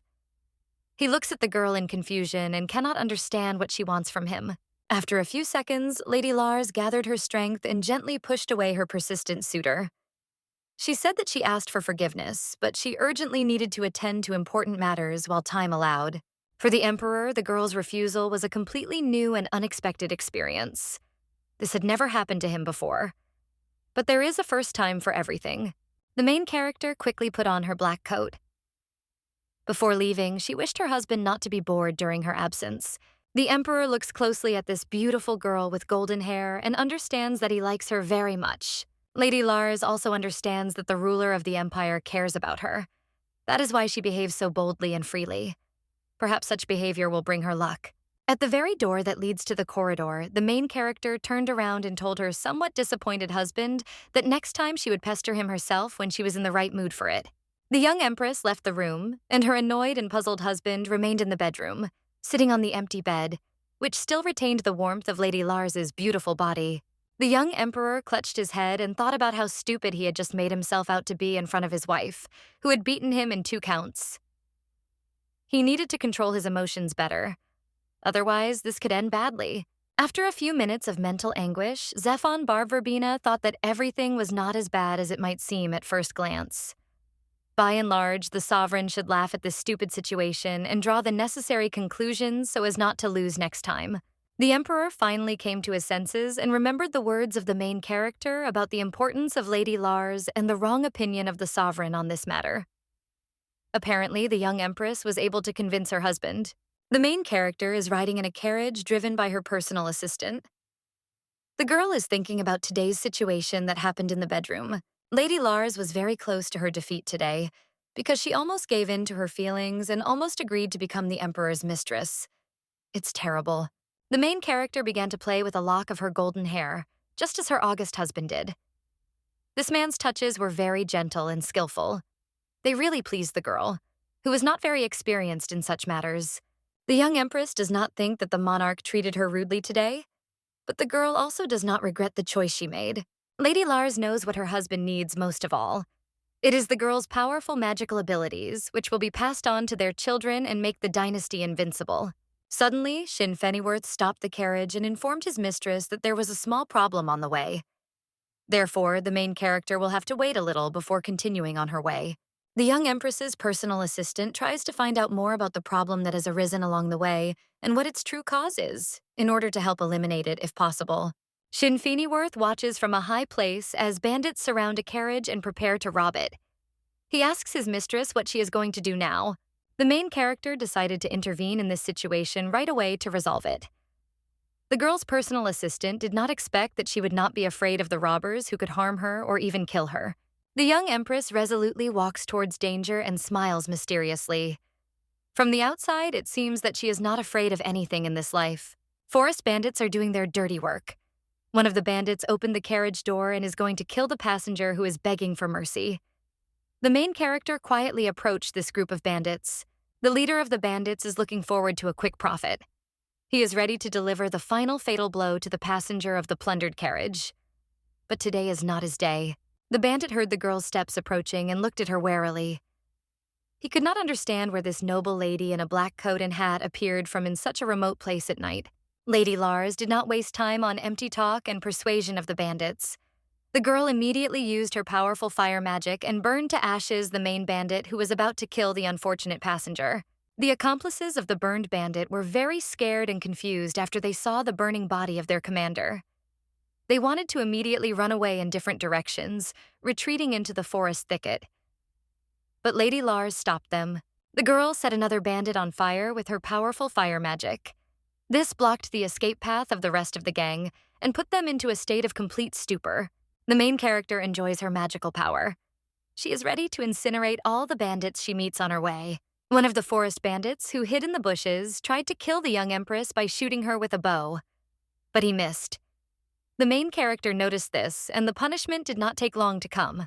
Within seconds, all that was left of this impudent fellow was a small, smoking pile of ashes. Lady Lars is relentless and terrible in her wrath. The young empress thought that she was very sorry that her husband was not here now. He would have really enjoyed this delightful spectacle of fire magic in practice. The bandits decided to surround and attack Lady Lars. The girl immediately remembered her previous military experience from her previous incarnation. It was time to apply it again in a similar situation. The main character smiled again and realized that she loved fighting and got real pleasure from it. A few seconds later, the powerful flame flared up with renewed vigor and enveloped everyone who dared to stand in the way of Lady Lars. The young empress enjoys her free mastery of fire magic, which came to her during her previous incarnation 2 months before she was captured as a result of the betrayal of her birth family. The main character's personal assistant watches everything that is happening and cannot believe what he is seeing. Shin Fennyworth did not expect that his mistress handles fire magic so easily. Within a few minutes, the forest clearing was completely cleared of the bandits, leaving only small, smoldering embers that would soon be dispersed by the cool night breeze. The young empress remembered that during her previous incarnation, a rumor reached the Berry Kingdom about an attack by forest bandits on a carriage near a bridge called Hash. The criminals were soon apprehended and punished to the fullest extent of the law. The main character also remembered that some people who were citizens of the Kingdom of Yulain were attacked in this carriage. Perhaps this will now become an important circumstance for the girl, which will affect her future fate. That is why Lady Lars often looked at her watch today. Otherwise, she might come to the aid of these people too late. The young empress approached the rescued passengers of the crew and said that the trouble was over and they were completely safe. The confused travelers, who were very lucky today, try to thank their savior, but they find it difficult to speak coherently due to the state of shock. Lady Lars smiled meaningfully and said that she was walking nearby. When she heard the screams, she immediately rushed to help. The travelers, who were very lucky today, came to their senses a little and were able to express their gratitude to the young empress for saving them. The main character decided to take a closer look at who was in front of her now. Apparently, the travelers would like to remain unrecognized, but Lady Lars already guesses who the passenger of the carriage is. The young queen came closer to the travelers. She immediately recognized one of them. It turned out to be the ruler of the kingdom of Yulin. Quite an unexpected meeting considering all the circumstances. The main character looked closely at the aristocrat she had just saved and asked what he was doing here at such a late hour, accompanied by a girl who was not his wife. Lady Lars immediately remembered that during her previous incarnation, the king of the state of Yulain was killed during his secret meeting with his mistress. The young empress decided to enter into the monarch's delicate situation and asked him whether she should keep this meeting a secret. The aristocrat listened attentively to his savior and decided to pretend that she was mistaken and had mixed everything up. He said that everything was not as the girl thought. Then the main character decided to remind the king of the state of Yulain who she was and politely introduced herself. They had already met once in the kingdom of Berry. Therefore, the aristocrat may not deceive Lady Lars. The young empress remembers very well the king of the state of Yulain, who came to the kingdom of Berry several times to discuss various matters with her father. The aristocrat looked closely at his interlocutor and finally recognized her in her new form with golden hair. The last time he saw the princess of the Berry Kingdom, she looked like a bat. The dark image of the main character surfaced in the memory of the rescued monarch, and he was finally convinced that the eldest daughter of the king of the allied state of Berry stood before him. The rescued sovereign remembered the sad story of Princess Lars and thought that fate had always been unfair to her. Her relatives made her the culprit of all the troubles of their kingdom, although in fact, only they and their incompetent policy were to blame for everything. The confused monarch stares at his savior and does not know what to do in this situation. The aristocrat is very grateful to the girl for his unexpected rescue, but he also cannot allow everyone to find out about his secret love. The main character remembered that in his past life, the king of the state of Yulain lost his life along with his mistress during a treacherous attack by forest bandits. But now he was saved by Lady Lars. This should change the fate of the young empress. The monarch's savior does not condemn him for his secret affection. We are all not perfect in this world. But the main character wants her plan to work, and thanks to the current situation, diplomatic relations between the Yulei Kingdom and the Great Sharialt Empire have improved significantly. During Lady Lars's previous incarnation, this unfaithful king died along with his mistress. The entire country soon learned of this. An incredible scandal erupted, which brought many misfortunes to the kingdom of Ulain. The monarch decided to ask his savior how she was doing now. The girl replied that she was now the official wife of the ruler of the Sharialt Empire. The main character looked closely at the king's young mistress and asked what she should do in this situation. If the wife of the unfaithful monarch found out about his secret dates, it would be a real disaster. The king of the state of Ulain listened to his savior and asked her not to tell anyone about his secret meetings with his beloved girl. Lady Lars would greatly oblige him with this. He would do for the young empress whatever she wanted. The main character realized that now was the time to begin implementing her plan. She asked the unfaithful monarch what diplomatic relations his kingdom currently had with the Sharialt Empire. The aristocrat replied that these state relations are not very good now due to many different reasons that have already formed a long time ago. The main character listened attentively to her interlocutor and said that she had an offer that the king of the state of Yulain could not refuse. After that, the young empress smiled mysteriously at the monarch she had saved. Meanwhile, Zephon Barb Verbena is resting peacefully in the cozy room he rented at the inn for himself and his beautiful wife. Suddenly, the door opened and the young empress entered the room. A satisfied smile was shining on her face. Apparently, her important business had ended very successfully. The girl greeted her husband and asked why he was still awake at such a late hour. Deep down, the emperor is very happy that his wife has returned home safe and sound. But he doesn't like that she is walking alone on some secret business. The main character looked at her husband tenderly and told him not to be jealous of her imaginary suitors. Lady Lars simply took a short walk around the neighborhood. The emperor listened attentively to his wife and said with bitterness in his voice that the young empress would rather spend her free time with him than walk around who knows where at night. The main character took off her coat and hung it on a hanger. She listens attentively to her husband's words and thinks that his jealousy is starting to bother her a little. After this, Lady Lars approached her husband and handed him a document that he should read immediately. This surprised the young monarch. The emperor began to read the document that his wife handed him. The girl said that during her walk, she accidentally met the king of the state of Yulin and concluded an important trade and diplomatic agreement with him. Zephon Barb Verben's eyes widened in surprise. The young monarch read the treaty between his empire and the kingdom of Ulain. He had never seen such favorable trade conditions. The emperor looks at his beautiful wife and cannot understand how she managed to make such a wonderful deal. The main character showed her master this lucrative contract and remembered how the king of the state of Ulain carefully wrote each letter on the paper with a hand that was shaking with excitement. The ruler of the empire decided to take a closer look at the trade and diplomatic agreement between the states and took it into his own hands. At the end of the document, the monarch saw the king's real signature. Its forgery was out of the question. The main character looked closely at her husband and said that the ruler of the Yulin kingdom also sent the emperor an invitation to his castle to improve the tense relationship with him.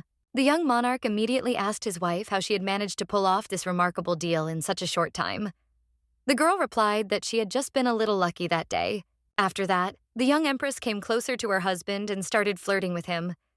The girl said that now she was in the right mood to continue where they had left off a few hours ago, being on the bed. This time, Lady Lars told her husband that he should not miss the wonderful opportunity that was now open to him. The ruler of the empire looks closely at his interlocutor, who has begun to actively flirt with him and has not yet taken any active steps. The main character moved even closer to her august husband. She asked the emperor to at least kiss her if he did not want to indulge in the full-fledged pleasures of love right now. It is very difficult for the young monarch to resist such a strong temptation. He let go of the treaty with the kingdom of Julia, which his wife had just concluded, and gave full freedom to his feelings. But the shrewd emperor was not as simple as it might seem at first glance. When Lady Lars went to a secret night meeting, the ruler of the empire ordered his assistants to follow her unnoticed. The emperor's personal assistant sent his agents to follow the young empress and immediately report to him the results of the secret surveillance. If the spies fail to do this or make any mistake, they will be severely punished without trial or investigation. They will disappear in an unknown direction and will never be found again. The emperor always uses his well-trained spies if he encounters any secret events that arouse his suspicions. This allows the monarch to know everything that happens in his vast realm. At some point, the ruler of the empire began to suspect his wife of spying for the kingdom of Ulain. Therefore, he decided to send spies who would find out the whole truth about Lady Lars. The scouts accompanied the young empress all the way to the Hash Bridge, near which forest bandits attacked the carriage in which the king of the state of Ulain was traveling with his young mistress. The spies saw the main character destroy all the bandits with her powerful fire magic. They also saw the rescue of the passengers of the robbed carriage.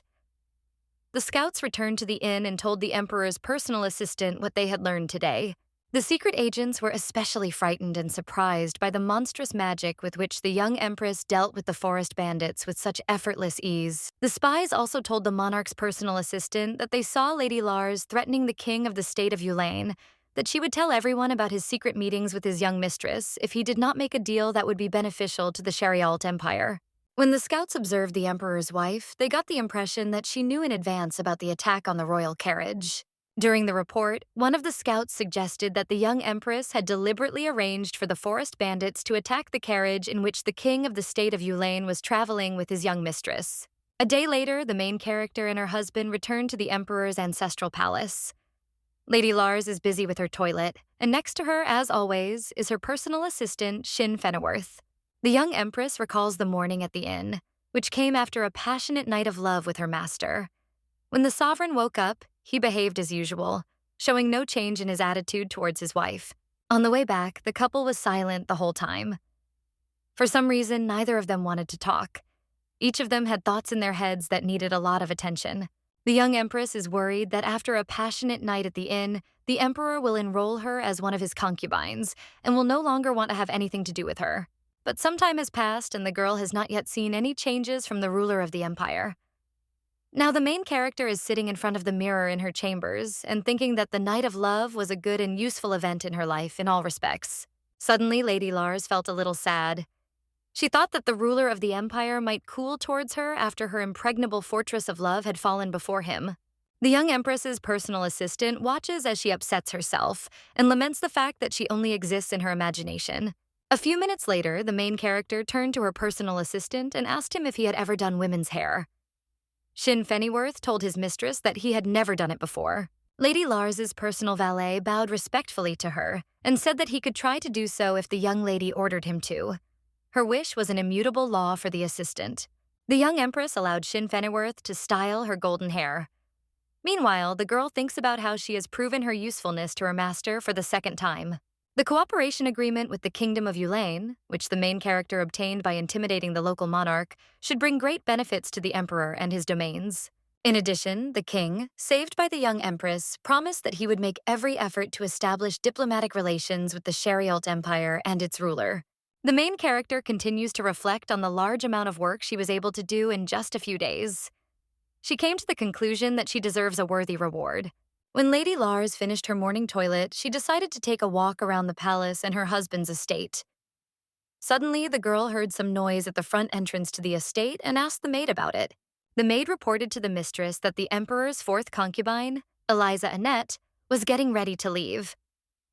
Today, a notice came from the Kingdom of Yulain that the lady should return home immediately. It seems that the main character's plan was successful. Unhappy and frustrated, Eliza Annette does not want to return to the provincial kingdom of Ulain. But the girl can do nothing. State policy turned out to be much stronger than her personal desires. The emperor's fourth concubine was forcibly taken out of the palace and put into a carriage. The servants quickly loaded the girl's things and prepared the carriage for the journey to the kingdom of Yulin. Eliza Annette tried to resist and swear at the servants. She even threatened to kill them. But it was all useless. The friends of the aristocrat expelled from the imperial palace are watching everything that happens near the main entrance to the emperor's estate. They are very scared and confused because they are afraid of being in Eliza Annette's place. Lady Eliza continues to resist the pressure of the young monarch's servants. She stated that she is the emperor's fourth concubine, so she cannot be touched. But one of the servants said that the girl's departure has already been agreed upon with the ruler of the empire. Zephon's concubine, Barba Verbena, did not expect such a turn of events. She was very surprised when she heard that she was leaving the palace on the orders of her master. The girl is at a loss and does not know what to do. The servant said that he could quote the exact words of the emperor, who said that Lady Eliza Annette was no longer needed here. She could go to the kingdom of Ulain. She had to leave today. The concubine was speechless for a few moments when she heard the cruel and cynical words of the valet. Lady Eliza thought about the wonderful time she had spent with the young monarch in his luxurious palace. She also realized that all her dreams and aspirations had just been shattered. The friends of the emperor's fourth concubine look at the unfortunate girl who was humiliatingly thrown out of his palace by the emperor like a used rag, with confusion. These ladies feel very sorry for Eliza Annette, but they cannot say a single word in her defense, because this would result in a cruel punishment or expulsion from the estate. The main character carefully watches the process of her rival's expulsion and understands that in this battle, the final and irrevocable victory was won by her, Lady Lars from the Kingdom of Barry, the legal wife of the powerful emperor.